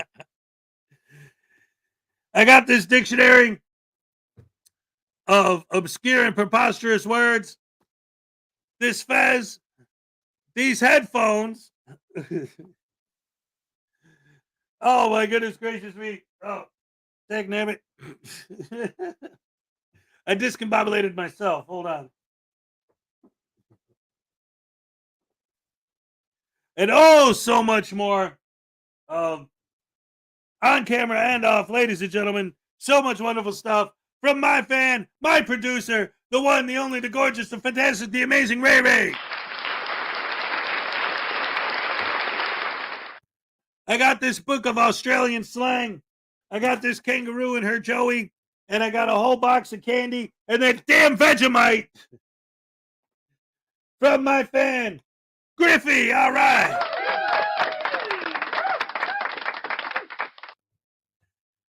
I got this book on how to be a ventriloquist because you can always see my lips moving when I do the voodoo doll. This was a gift from my fan, Billy Yank. All right.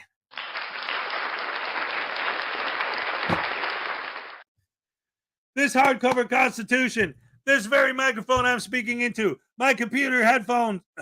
No, my headphones were from Ray. Ray. The speakers, my computer speakers, the microphone, and this Constitution were all gifts from my fan, Unclean Hands.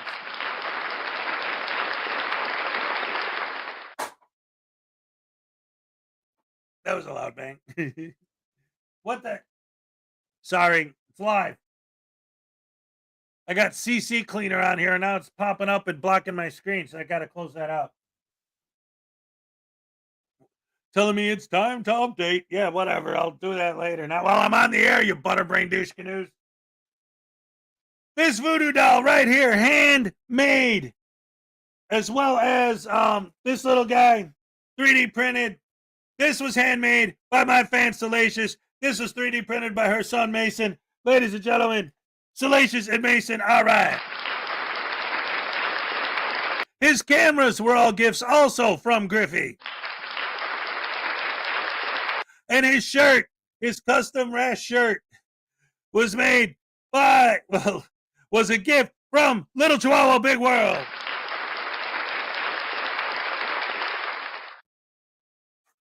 And of course, I got this Erica is the best fan in the world hat from my fan Erica. All right.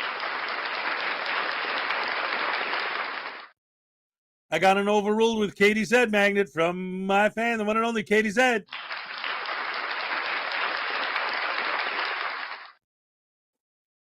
This hacky sack.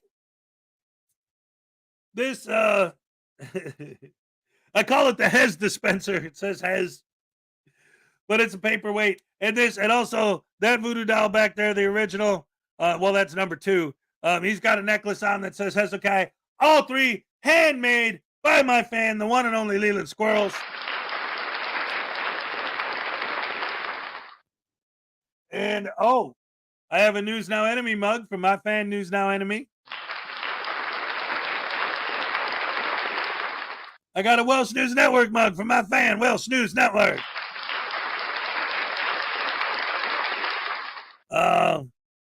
What else? What am I missing? What am I missing? Let me see. Oh, of course, I'm wearing it. Ladies and gentlemen, this necklace, handmade, once again, another handmade gift from my fan, the one and only Ancient Chart Music and Art. Damn crows. Here's a close-up picture of it. All right.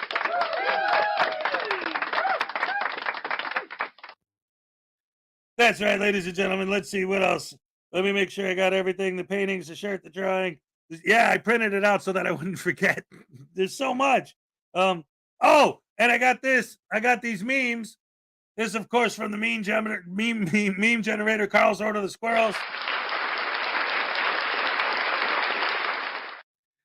Run, but the taser will find you, voodoo. And then, of course, we got Race-Splaining 101.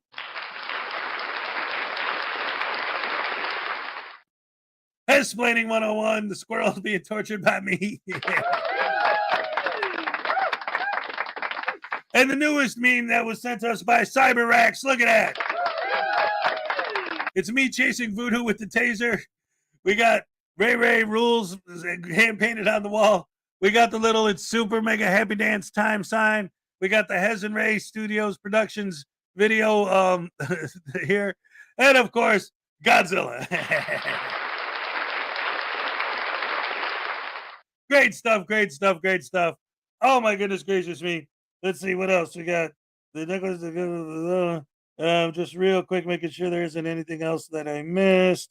I think I actually covered. Oh, and of course, see, Robert Custos. He sent me a box of candy from the UK, but that's all gone now, so I don't have any to show. Oh, and also getting back to Ray. I always forget because you can't really show it on camera, so I don't have it here. But she sent me an ice tray of the tray itself makes cubes in the shape of the Chicago Bears logo. That's awesome stuff.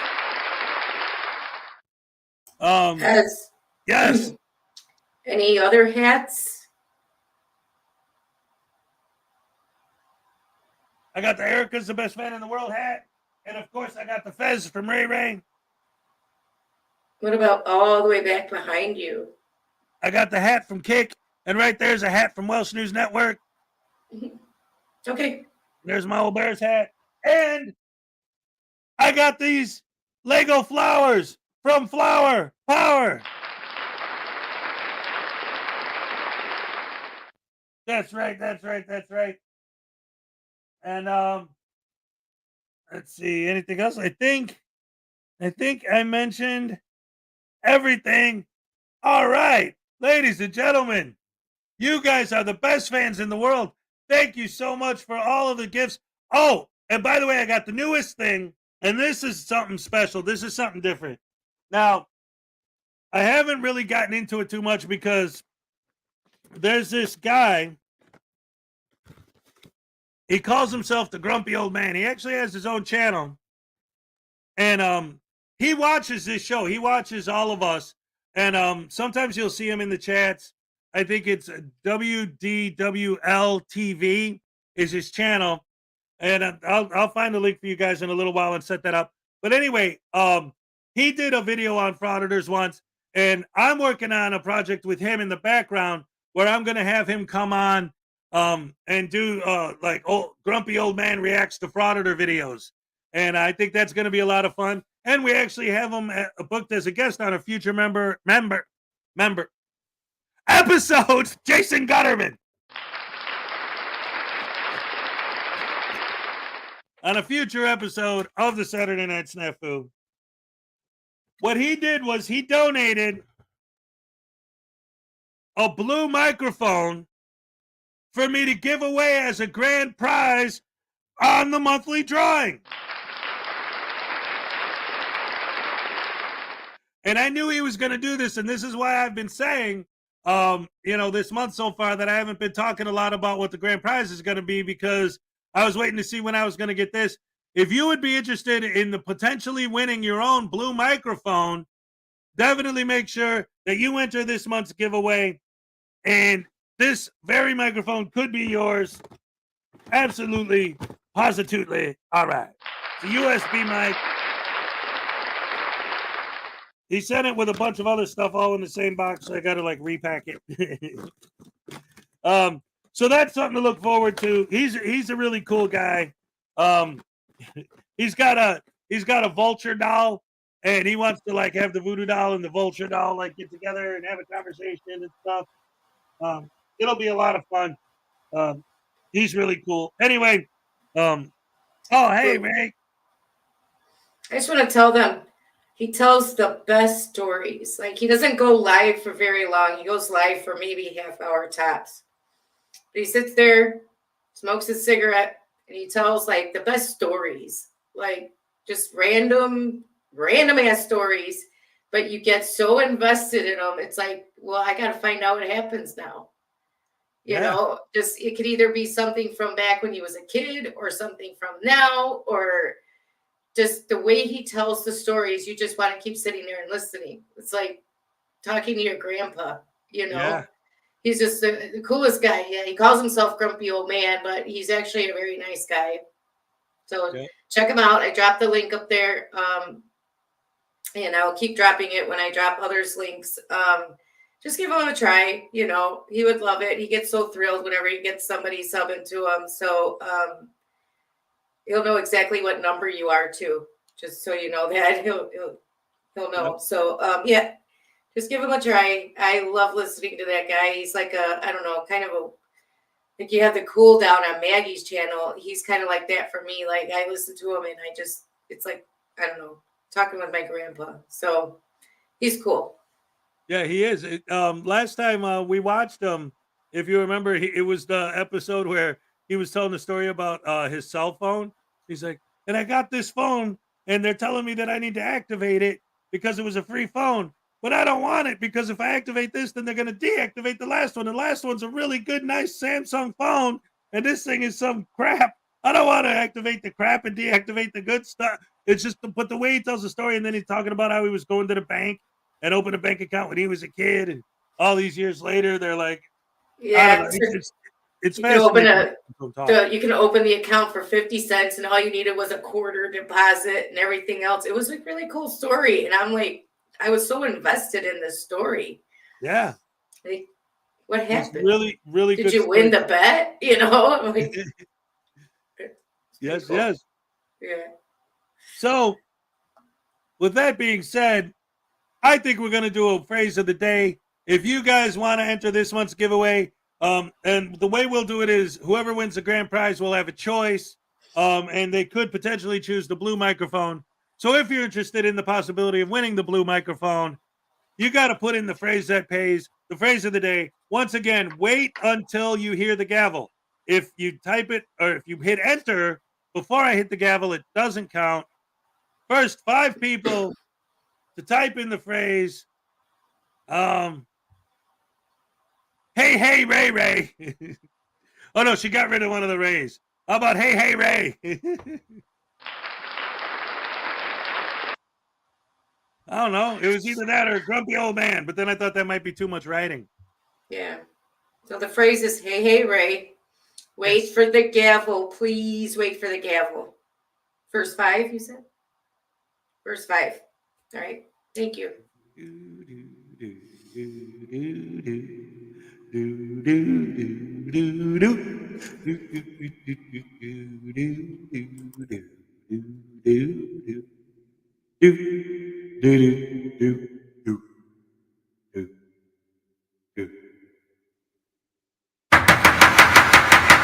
All right.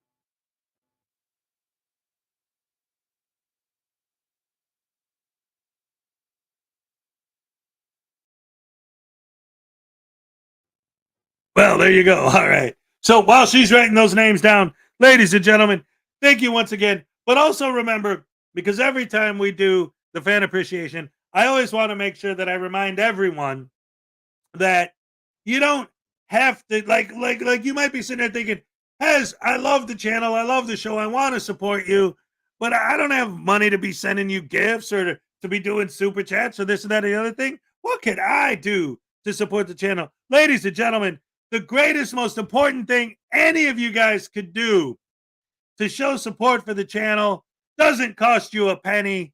All you got to do is click that like button. Yes, yes, yes. Right, Ray?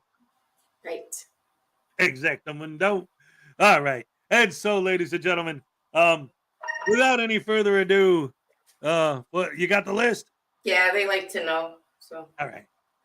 I don't know if I'm saying this right, but the first one is Kiku 7. I don't know if I'm saying that right. I don't know. Sorry. Then second, Florida Jim. Third, Dib Dib. Fourth, Alpha and Omega. Fifth, Chef M80. All right.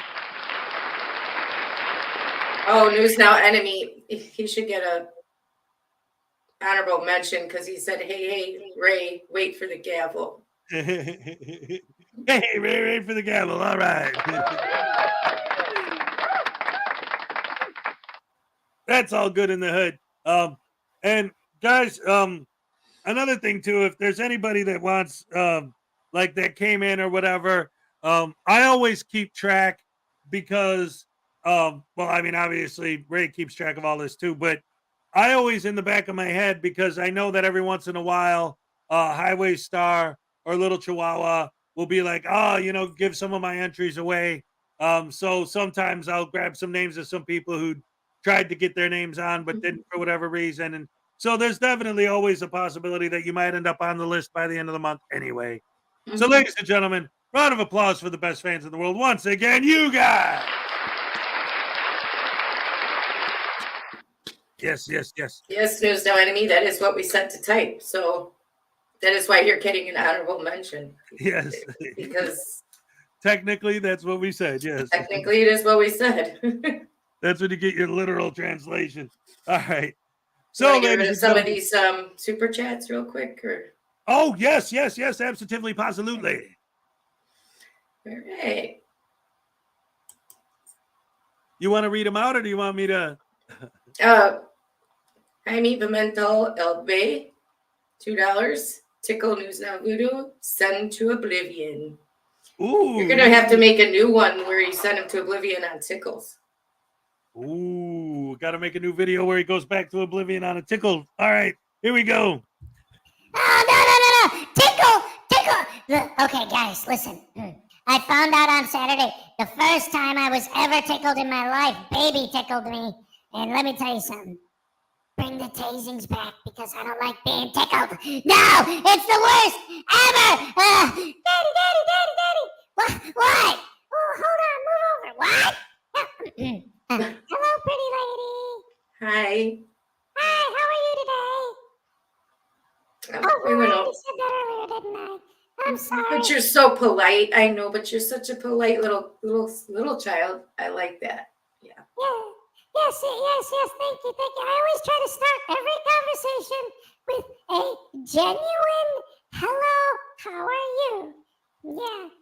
Because I don't want to just say that because that's what everybody says. Like I actually want to know. Yeah. Well, that's very sweet. That's why you're so nice and everybody loves you to death because you're very sweet. Oh, thank you, and thank you guys. And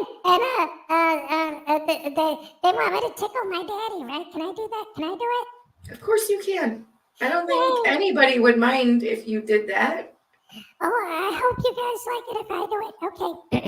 All right. Thank you so much for the 2. Okay. I'm sorry. I get a little nervous sometimes. I'm camera shy, you know. Don't. Everybody loves you. I'm sure there isn't anyone in this chat that doesn't love you. Yay! I'm glad to hear that. Okay. Daddy. What? You told me to leave. Now you want me back? Yeah, I remember you were talking about getting tickled. Oh, no, not that. Well, what about it? I'm going to do it. Ha! Wait, what? Oh, no,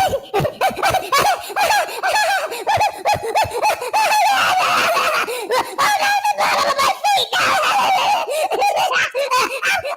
no, I don't like it! Oh, no. Well, here, how about the needle instead? What? Oh,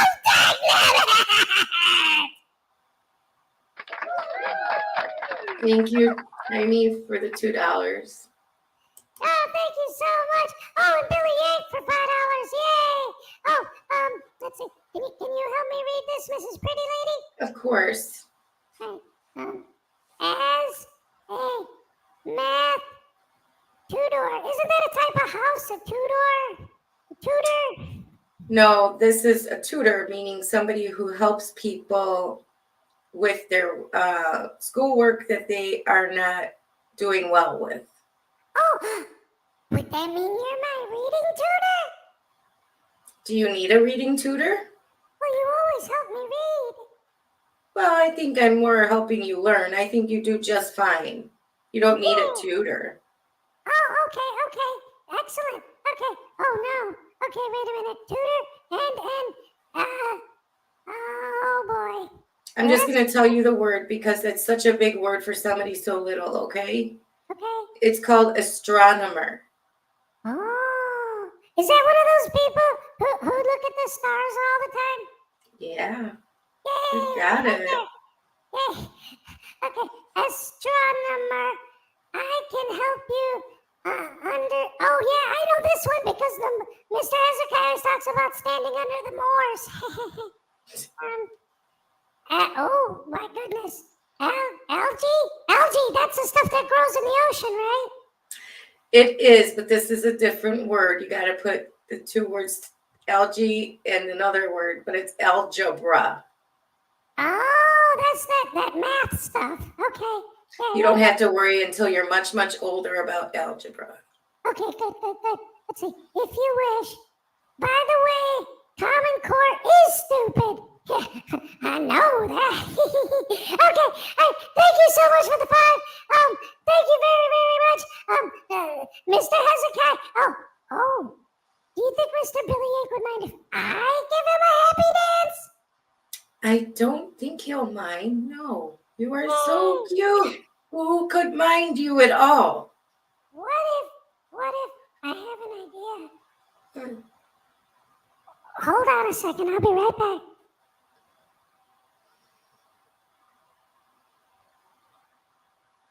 What if I give him a happy dance while I hold up the book that he gave Mr. Hezokuai when we did the thank yous earlier? Okay. This isn't working because I can't see shit. What? Did you just swear? No, Mr. Hezekiah did. Okay, all right. Never mind. I thought it would be cool, but because I just did the thing and I thanked him for and then I realized when I put this up and this up, I can't see what I'm looking at, just the back of the book. So I don't know what I'm doing. Anyway, I'm going to put this down and we're going to have him dance. Ah, screw up, we'll both dance.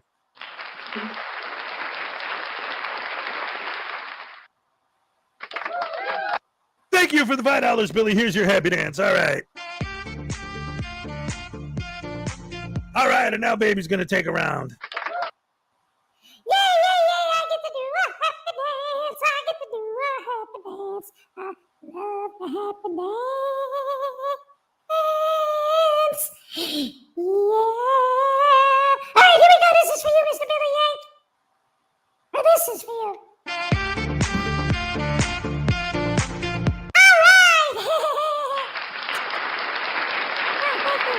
Thank you very much. Thank you for clapping, Princess Pretty Lady. Did you like that? I loved it. Oh, that's so good. I like it. I'm so happy. Okay, thank you guys. Does Mr. Hezekiah have any more? Because I like this. This is fun. We have a lot more. Ooh. Okay. So then, what is that? Billy Yank for $2 says the judge is worthless. I don't know what that means, but okay. Yay! All right. Okay. I'm gonna go away for a minute. And let Hezekiah take over. I love you, pretty lady. I love you Love guys. you too. Bye. Bye. All right, if we got a lot more, let's get through these. Billy Yank, here's your happy dance, buddy. All right. All right, yes. Little Chihuahua Big World for $2, an entry for Cova 42. All right.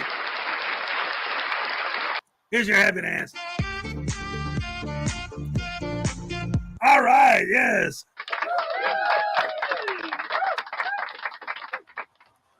Highway Star for $2, an entry for Link 219. All right. All right, yes. Big Buck Little Bite for $2. Baby, you're a monster. A tickle monster. Get him. Yay! I get to tickle my daddy again. Oh, I love it when you guys do this because I get to tickle my daddy. I get to have fun and hang out with you guys, and of course, I get to look at pretty lady. Okay. All right. Let me, daddy. Get this needle out of my mouth, will you? Or what I should say is, wow!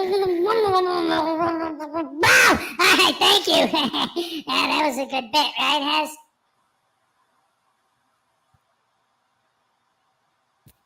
All right, that's what I'm talking about. Hey, what? Ouch! I mean.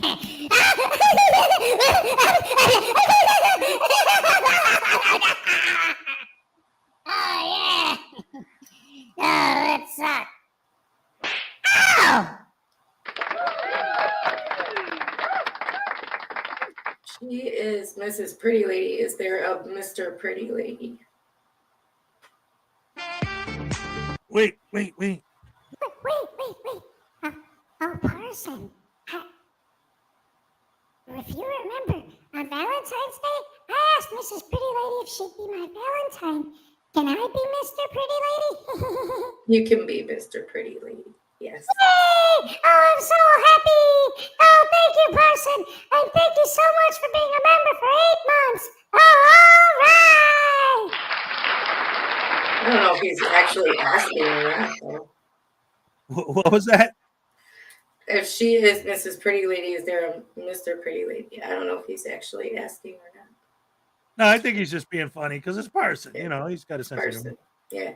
So, That's an 8-month membership milestone. All right. thank you for being a member for 8 months, Parson. All right. Yes. All right. Dunzo. We're done. All right. And we have a video left. Oh, our last video of the day. Hip, hip, hip, hooray. Thank you guys for joining us on this President's Day. What else can I have to say except that I blew it and I knew it. Roll that beautiful bean footage. Yeah, there you go. And that sometimes bites me in the butt because another channel or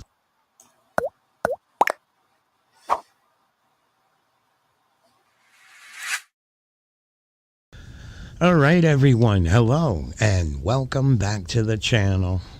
All right, now, so here are a handful of videos that I put together, and as you read on the title, frauditors who encountered karma that came back and bit them in their asses. Oh, now, I've mentioned it in one of my videos a while back that I was clearing out my computer, where there are days that I just spend the whole day downloading frauditor videos, and slowly but surely, when I get to them, I upload them up, and that sometimes bites me in the butt because another channel or two or three will end up putting the video up, and if I see more than two channels putting the video up, then I just disregard uploading them. But I'm going to take a good guess that most of these videos that I am uploading to this video now, you guys have seen them already. They're oldies, but they're goodies that I once I upload them to YouTube, I will delete it off my computer. As you guys know, the more crap you got downloaded on your computer, the slower it gets. So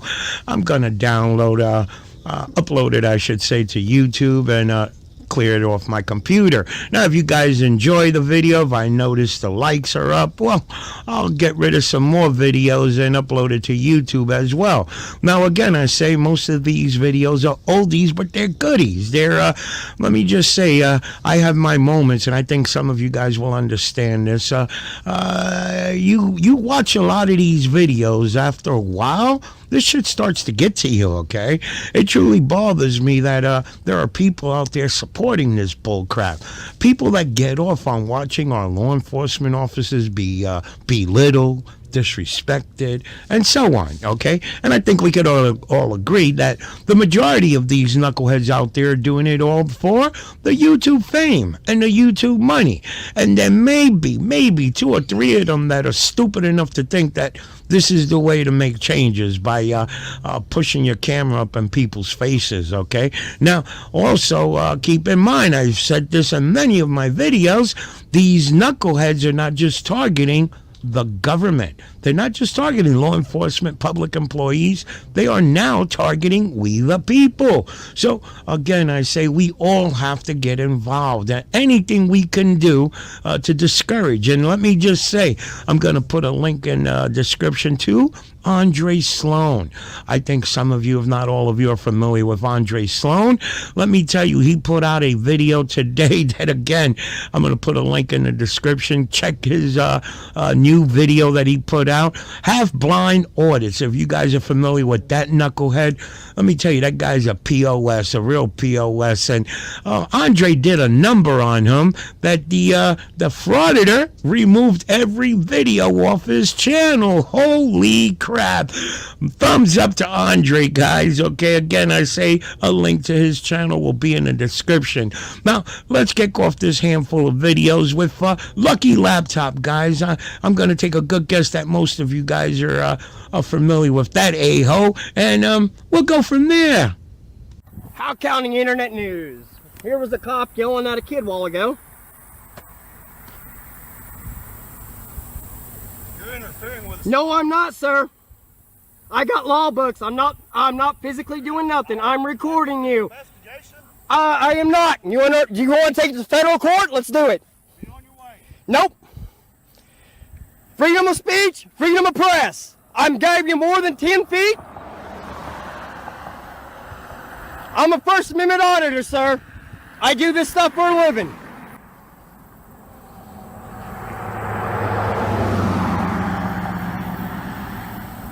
You disrupt police investigations for a living?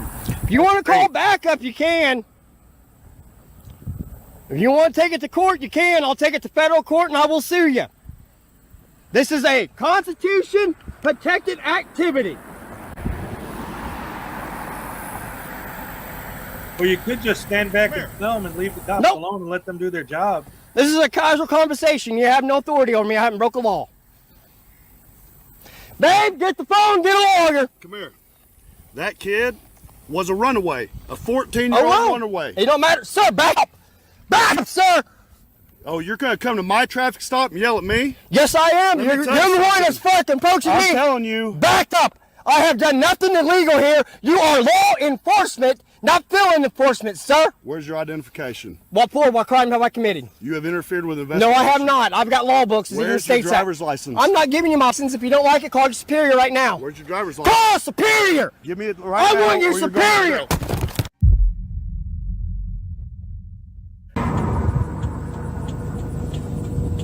All right, real quick, I want to mention, because that reminds me of the recent Chili video, where once he finds out that there was a fatality involved, he didn't care. Or that one that I covered where the lady was like, hey, come on, these guys are having a problem with their child passed away or whatever, and the guy didn't care. And then this guy, hey, look, this kid's a 14, and they don't care. People wonder why. I see it in my comments all the time. Oh, you guys are just a bunch of bootlickers, and you just love being told what to do, and that's why you do it. It's called empathy. It's called being a human being in a civilized society. It's called caring about other people. Oh, something bad happened. I don't care. I don't care. I have the First Amendment right to do whatever the hell I want, whenever the hell I want, as long as I'm holding the camera while I'm doing it. So screw everybody. The entire world can go die in a ditch as far as I'm concerned. As long as I'm holding my camera, that's all that matters. I see what, yeah, these guys. Oh, crap.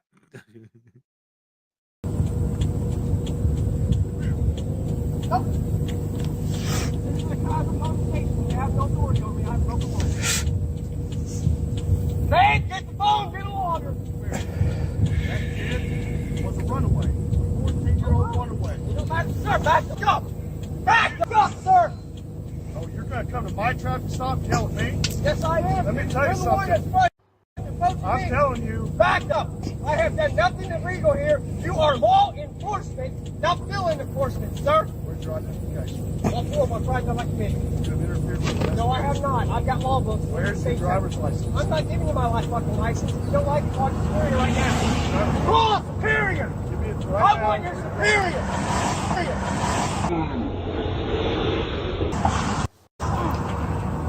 Babe! Babe! Oh!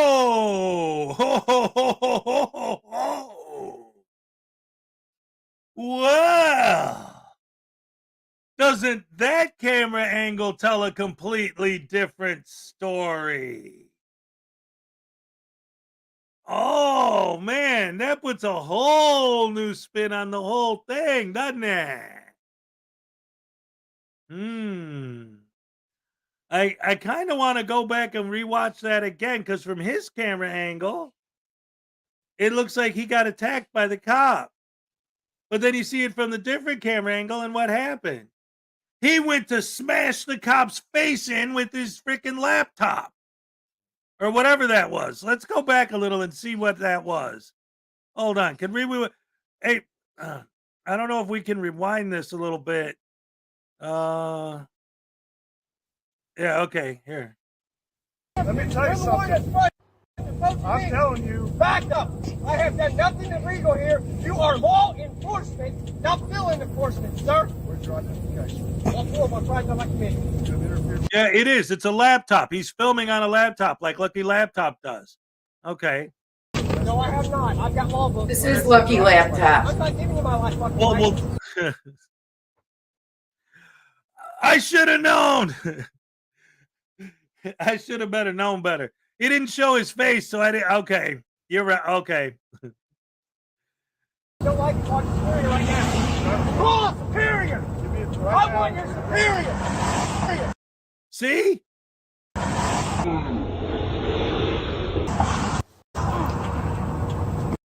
That's assault. He blatantly assaulted. And it's oh.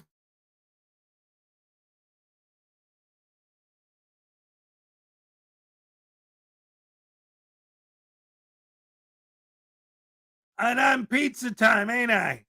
Well, it's pizza time. It's pizza time. Babe! Call a lawyer! Call a lawyer! Babe, call a lawyer!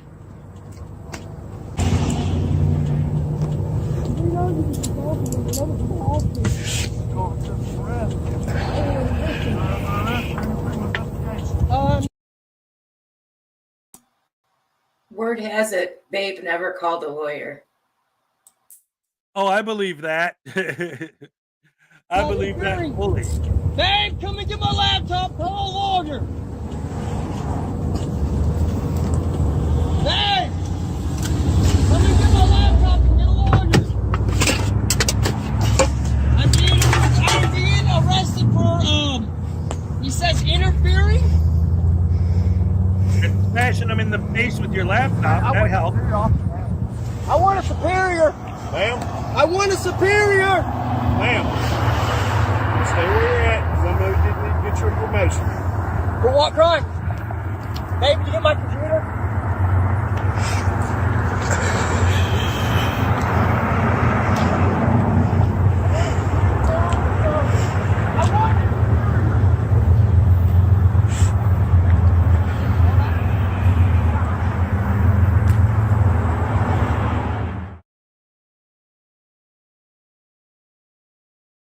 Yep, there it is. Yep. Oh, man. What a chode. How long does he leave this on the screen? All right, so, oh, here we go. All right. Jumping into our next frauditor, who happened to be live streaming in the neighborhood, that knows who he is and what he does, gives the frauditor some long overdue karma. All right, come on, Steve. Where's your voiceover narration or something? Music, anything. We love Familia TV, ladies and gentlemen. All right. Funny how they like to tell people that they're live on YouTube for protection. Didn't work here. Love it, love it, love it. Let's see what's going to happen. What brought this on? It doesn't matter what brought this on. Yeah, it is. What are you, Dougie's friend? I don't know no Doug. Yeah? What's your deal? You're my deal. Why? Yes, I said you are. Yeah? Get away from me, man. What's your fucking problem? I'm going this way. No, you're not. You're going up that way. I'm going that way. Going back? Yeah. Who are you? Who are you to tell me where I can and can't go? I'm telling you that I want you to go back. I'm going this way. Dude, get the fuck out of my way. What's your problem? You guys see his face? Yep, that's the sign of a retard. No. One of the biggest. What's your deal? You're my deal. Why? What's your deal? What happened? You're a piece of shit. What makes me a piece of shit? Because I said you're a piece of shit. You're nobody. That's right. All right, so get out of my way. Oh, why are you touching me? Why are you touching me? You're the one who fucking walked up to me first and fucking put your hands on me. Get the fuck out of my way. No. Now. Nope. Now. Nope. Get the fuck out of my way. No. Now. Nope. Now. Nope. Who the fuck are you? Besides a pussy. Yeah, I think we all are pussy. Then get out of my way. No. Out of my way. You're done, dude. Get out of my way. Yeah. What's your problem, man? You're my problem. You insult everyone. You insult every fucking cop in the city. Yeah? You insult my friends. Okay. So that's my fucking So they send problem. you out here to do something about it? No. Get away from me, dude. No. No. Get away from me, dude. No. Get away from I'm me. gonna follow you the whole way. Are you? Yep. Alright, guys, so this is what a retard looks like. This is what a piece of shit looks like. Yep. Touch me again, Call asshole. Cops. Nope. Oh, come on, the flashlight. Does not hurt. Everyone look at Carl Shockley running. Oh, I know who you are. You're fucking Marty. You're the retard that started the fucking YouTube channel. Hey, where you going? Get the fuck out of here, dude. Get out of here. You wanna fucking come at me for no reason, dude? I'm fucking walking away.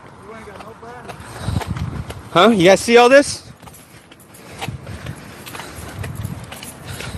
Yeah, it's called We the People. Why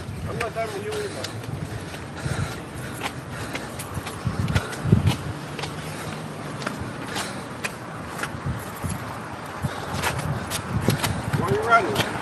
I ain't running, I'm walking. I need to back the fuck off.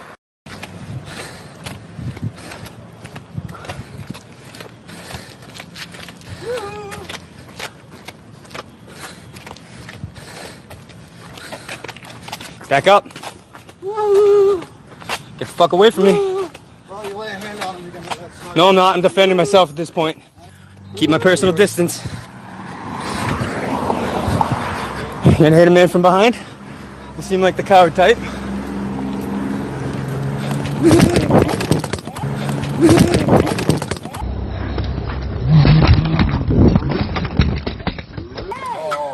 fat fucking bitch. We're at 704. Check it out, guys. They damaged my shit. Destroyed. All sorts of fucked up.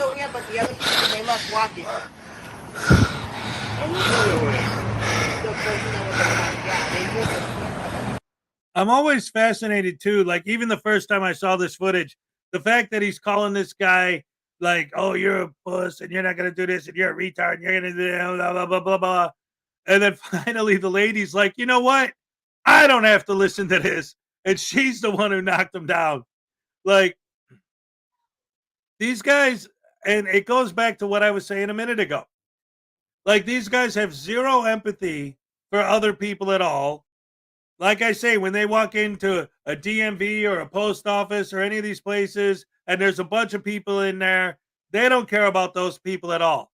The only person that matters is the guy holding the camera. But even that, again, can't be someone holding a camera because then you're a Camback and Karen and a bootlicker and a snowflake. So it has to be a frauditor. It can't be a person with a camera. It has to be the frauditor specifically is the only person who matters. And it's the police's job and the job of the public servants to say to them, hey, you're the ones that are the bad guys. The guy with the camera is the king of the universe, and it's our job as citizens of the United States to bow down and lick the boots of any frauditor. That's what frauditing's about. It's a frickin' power trip. You got any commentary on that one, Ray? And who is the first place? Where is the first place he's going to run? To the police. Yeah. Well, why should he do that? I mean, anybody who runs to the police is just a bootlicker, right? Yep. So wouldn't he be betraying his own kind if he did that? I mean, it's. Well, that's pretty common now, right? SGV runs to the cops. They all run to the cops the minute anyone breathes on their camera. Yep. I mean, he was actually assaulted, but given the way they think about police, they should never run to them. Ever. None of them have the right to. Well, here's the deal, I think, and I think Paul and Slave both have said that they would never call the cops under any circumstances. Even if somebody was in their house, kidnapped their children, had them tied up in the basement, and were beating them with the stick, they wouldn't call the cops. Because they would never, ever call the cops. Like, okay. Good. We should tell actual real criminals, hey, there are these guys that won't call the cops if you show up at their house. No, I don't want to encourage bad things. Well, they've already done it. They've already been on their own channel saying it. So, I mean, go ahead, go off. Don't use the cops then. I mean, they probably don't pay their property tax anyhow, so it's not like they pay the police. So, right. I mean, don't use them then. If the way they cop watch and talk to police at all is any indication of how they feel, which we all know it is, then don't use them. Don't call them. Right. Just leave them alone, even if you get assaulted for real like this guy did. Now, see, he has a legitimate reason to be calling the police. Right. But because in my eyes, he treated them like dirt, probably. I don't even know who this guy is. But I'm assuming if the neighborhood doesn't like him, then the police in the neighborhood don't like him. So don't call them, because you probably aren't going to be met with much, empathy. Yeah. And that's one of the reasons why we see people like the classic example is Silence Boy, right? Mm-hmm. He was frauditing in his own neighborhood until he got that vendor lady in trouble, and then his entire neighborhood turned on him, and now he only goes into the Asian neighborhoods and just harasses those people. He Right, won't and do it in his own neighborhood anymore. he still lives with his head on a swivel, because he's so paranoid. I mean, I just think if you just hate police that much that you're going to put them on film and put it down on record how much you hate them, don't use them. Right. Because they're going to come, and all these people in the neighborhood are going to say, we didn't see anything except he fell. He tripped over his own feet. Yep. I don't know why he's trying to blame all these guys for it, and maybe he's embarrassed. Yep. He's not going to get any help with that. No. Nope. Whoa, oh baby. Yeah, that's why the videos. Sing, my child. No. He's good. He's good. Why do I have poorly educated under my name? Oh, somebody in the comment section said that I was poorly educated. Because I said frauditors never file lawsuits, let alone win any. Pretty much all I said. Yep. So I'm poorly educated. Yeah. Yeah, guys, if you actually watch Ray's titles, often our references like answering things that people said to her. It's like a sarcasm kind of, like somebody will say something in the chat against her, and then she'll change her name to like kind of a wink, wink, nudge, nudge response to whatever idiot said the stupid comment. Yeah. And that's what that is. But anyway, yeah, it's crazy too. And I've said this before a few times. Like, obviously I don't, support violence or whatever, but like I always say, like, the world I grew up in, what? You look like you just saw something interesting. I did, because I don't agree with this statement. I'm more stupider than Ray. He's got the smiley face. It made me laugh though, because he's stupider. Right, exactly. It's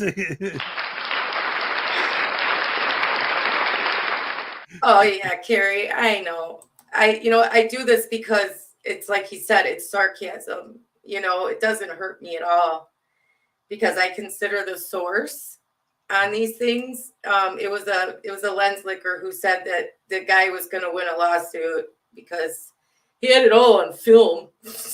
Right. That's what I love too. Like, so many of these guys, like, you watch the video and you see, okay, here's evidence that proves that you're wrong. Mm-hmm. So you're going to win a lawsuit by using that? Yeah, you're going to win a lawsuit based on catching your crime on that you recorded yourself, right? That you did on your own camera. Okay. Catch me back here in this comment section when he never files the lawsuit, that, like I said. Right. I mean, Takedown has a Pacer account. So it's very easy to check to see if these guys ever file federal lawsuits. They don't. There's no room for them. Chili's got it all taken up.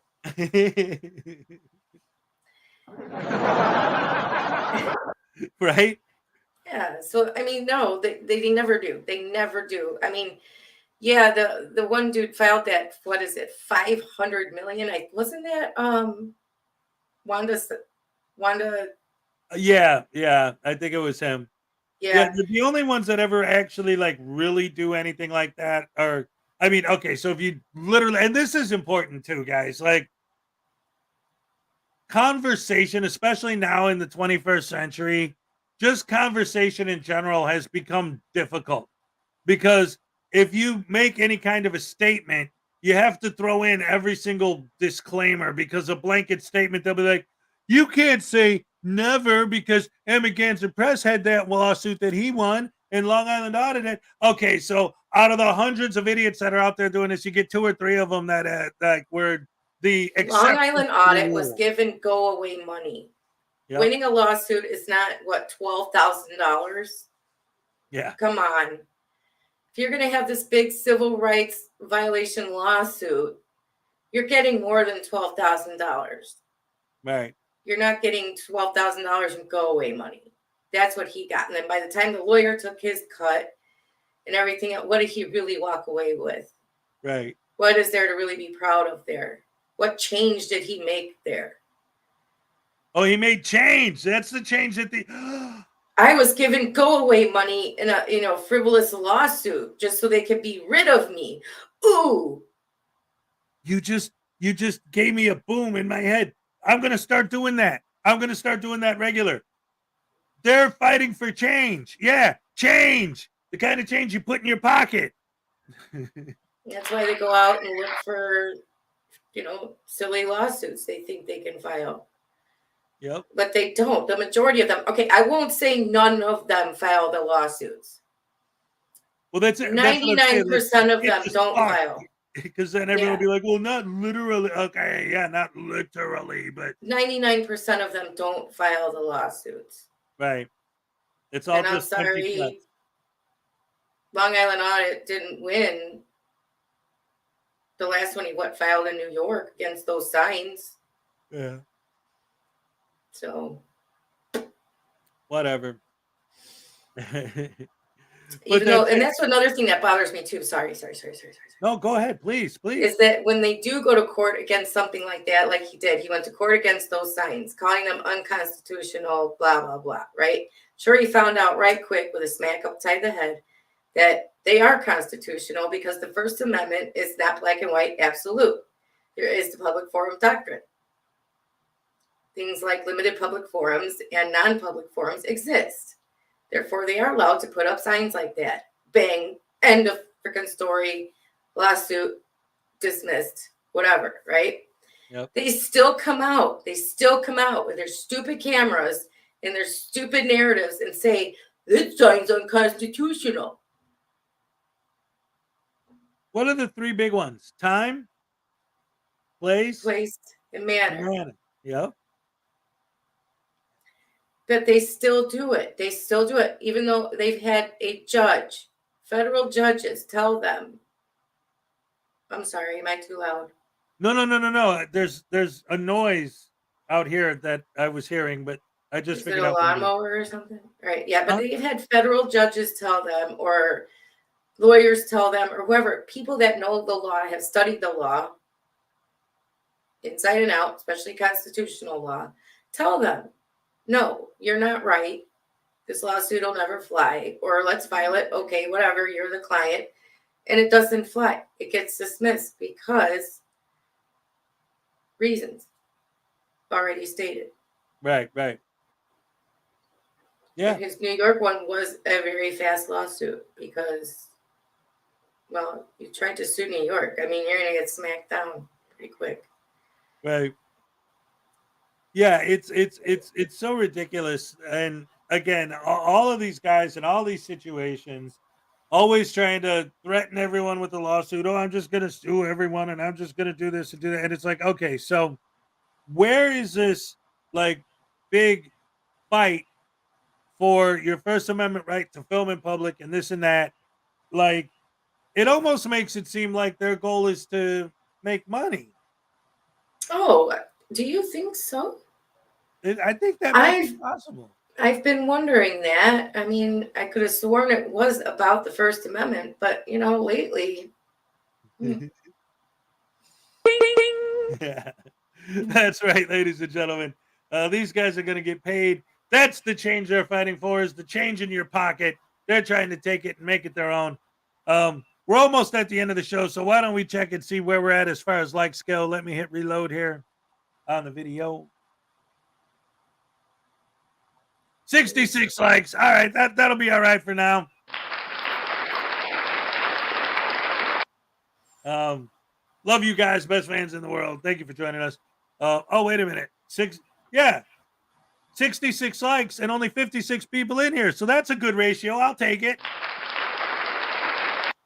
William Grabber, write a song parody to the tune of silly long songs to the silly love songs. Some people want to fill the world with silly lawsuits. But when I look around, I see that they ain't so. Chili de Castro files those silly lawsuits. What's wrong with that? I'd like to know. Because But you stepped on my toe. Again. Lawsuits suck when dummies file them. Lawsuits suck when it's the Castro man.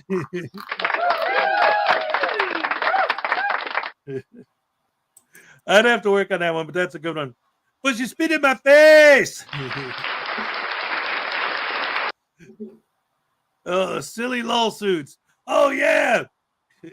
So many of these frauditors put in those silly lawsuits, those lawsuits. Oh.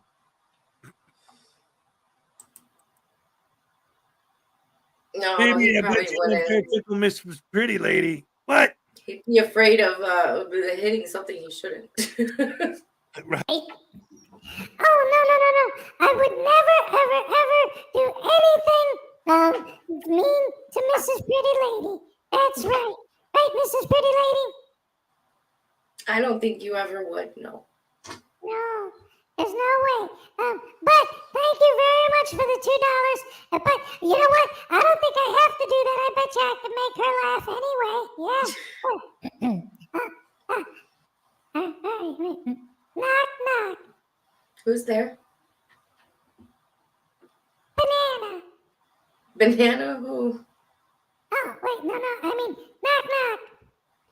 Who's there? Orange. Orange who? Aren't you glad I didn't say banana? I think you I think you got it wrong, but it's still cute. Thank you. Oh, thank you. I'll have to teach you the how that joke goes. Oh, hey, okay, all right. Why did the chicken cross the road? Blackheart, you might have missed it. We were here. What happened? Yes, they are. Thank you so much for the $2. And my daddy and dumbass are bad guys, and I don't like them none too much. But I'll throw you a happy dance. Here, check it out. All right. Okay. You did a second one? He did that twice. I did it. Oh, there it is, Blackheart. Baby Voodoo needs a spleen shocker in him now. No! He's mean. Mrs. Pretty Lady, are you going to protect me from dumbass? I mean, Dumas. Oh, yes, I will protect you. I'm going to go over here a little bit. Okay. Right. Okay, I'm going to get closer to Pretty Lady. She'll protect me. That News Now Dumas is a scary guy, especially when he brought out that skeleton, remember? Yeah, I just, yeah, but I always said I would protect you, and I did. And then Blackheart Knight came back, thankfully, and Blackheart Knight would never hurt you. Although Hez makes you pizza. Hopefully he makes you real pizza. Oh, yeah. But Mr. Hezokuai, he said that I can have some pizza too. And I like pizza. Yeah, but I don't want Vegemite on it. Okay. So anyway, I'm gonna try again. Okay. Why did the chicken cross the road? To get to the other side. Yeah. I have a joke for you. Don't be sad. Okay, what is it? Let me see if I can find it here. Somebody said it in the chat. Hey. Okay, knock knock. Who's there? Hatch. Hatch who? Gesundheit. Oh, that's great. That came from Big Work Little Bite. Thank you, Big Boy Little Bite. That was so funny. You made me laugh. That makes my heart happy. Yay. Okay, now come on. I gotta try to make Mrs. Pretty Lady laugh. Let's try another one, okay? How many frauditors does it take to screw in a light bulb? I would assume that it takes none because they're all going to be filming it. Yeah, they won't put their cameras down long enough to do it. Right? That's good. I like that. That's good. That's a good joke. Yay, thank you. Okay, all right. Thank you guys for joining us. I love you guys. I love you, Ray. And thank you guys for joining us. Goodbye. Bye. Mwah. Okay, we go Blackheart Night, a happy dance. What happened? I think we owe News Now Dumbass a happy dance. Okay, I'll give the News Now Dumbass version.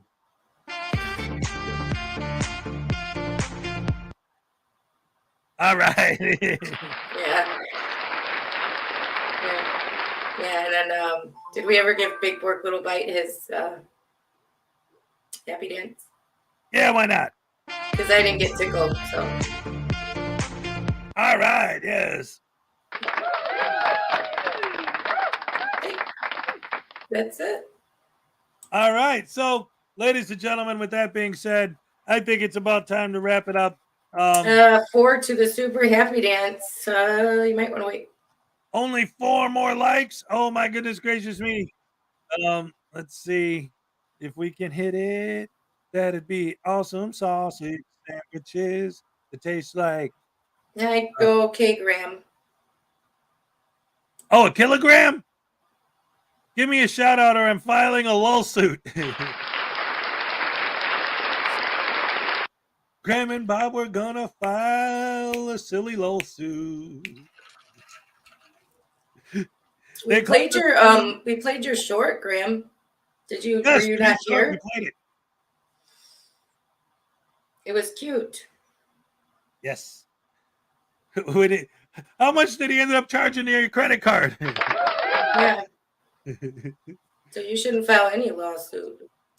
Yeah, right. Well, he needs the money now, though. He's broke. The Bob's spending all of his money. Oh man. What's this? No, Carrie sent me something. Oh, okay. Oh my goodness. Anyway, guys, where are we at? Let me check the likes again. Let me hit reload.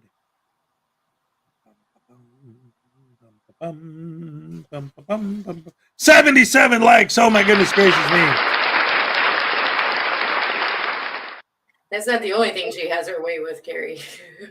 Who? What? Where? Nothing.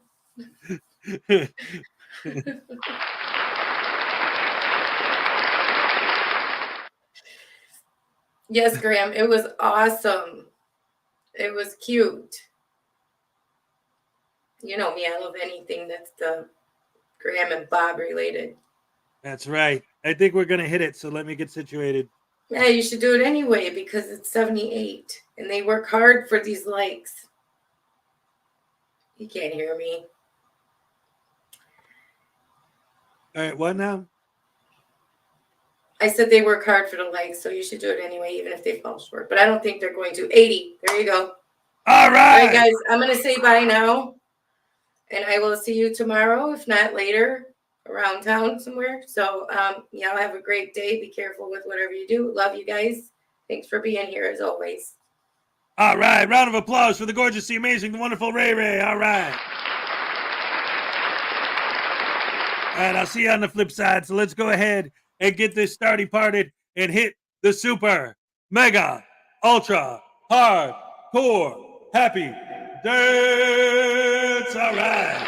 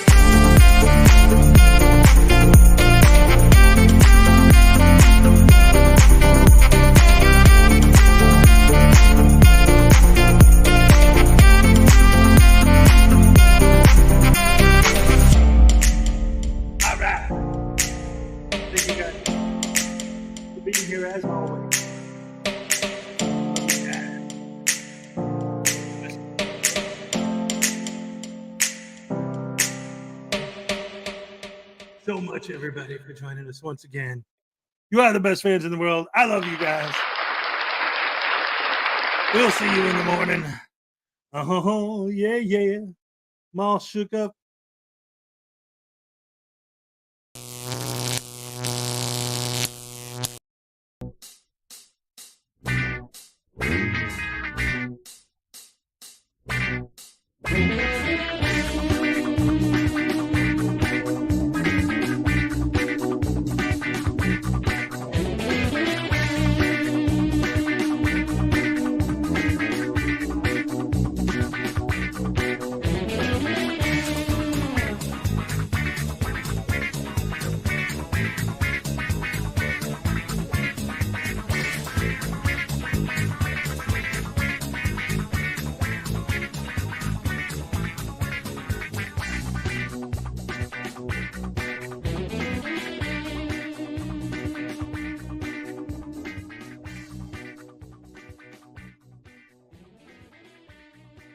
Yesterday, I get pulled over by this police officer. He comes up and knocks on the window and says, "Do you know why I pulled you over?" I said, "1 minute, I'm on the phone." Does every sentence need to include a vegetable? Not necessarily.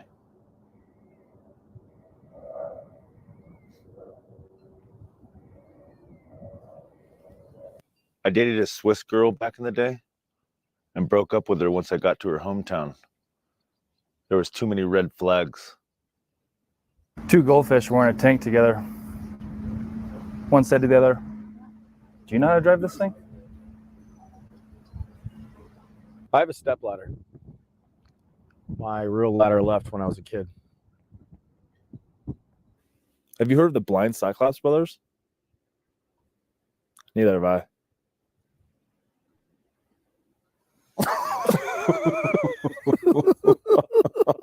I found out my wife was cheating on me. She said, "I'll be home 10 to 15 minutes, max." My name is Logan. When I got home from work, my wife said, "Ugh, the baby's been crying for hours.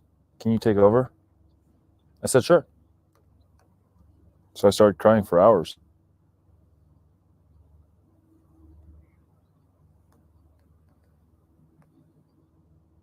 If lightning hits an orchestra, who's more likely to get hit? The conductor.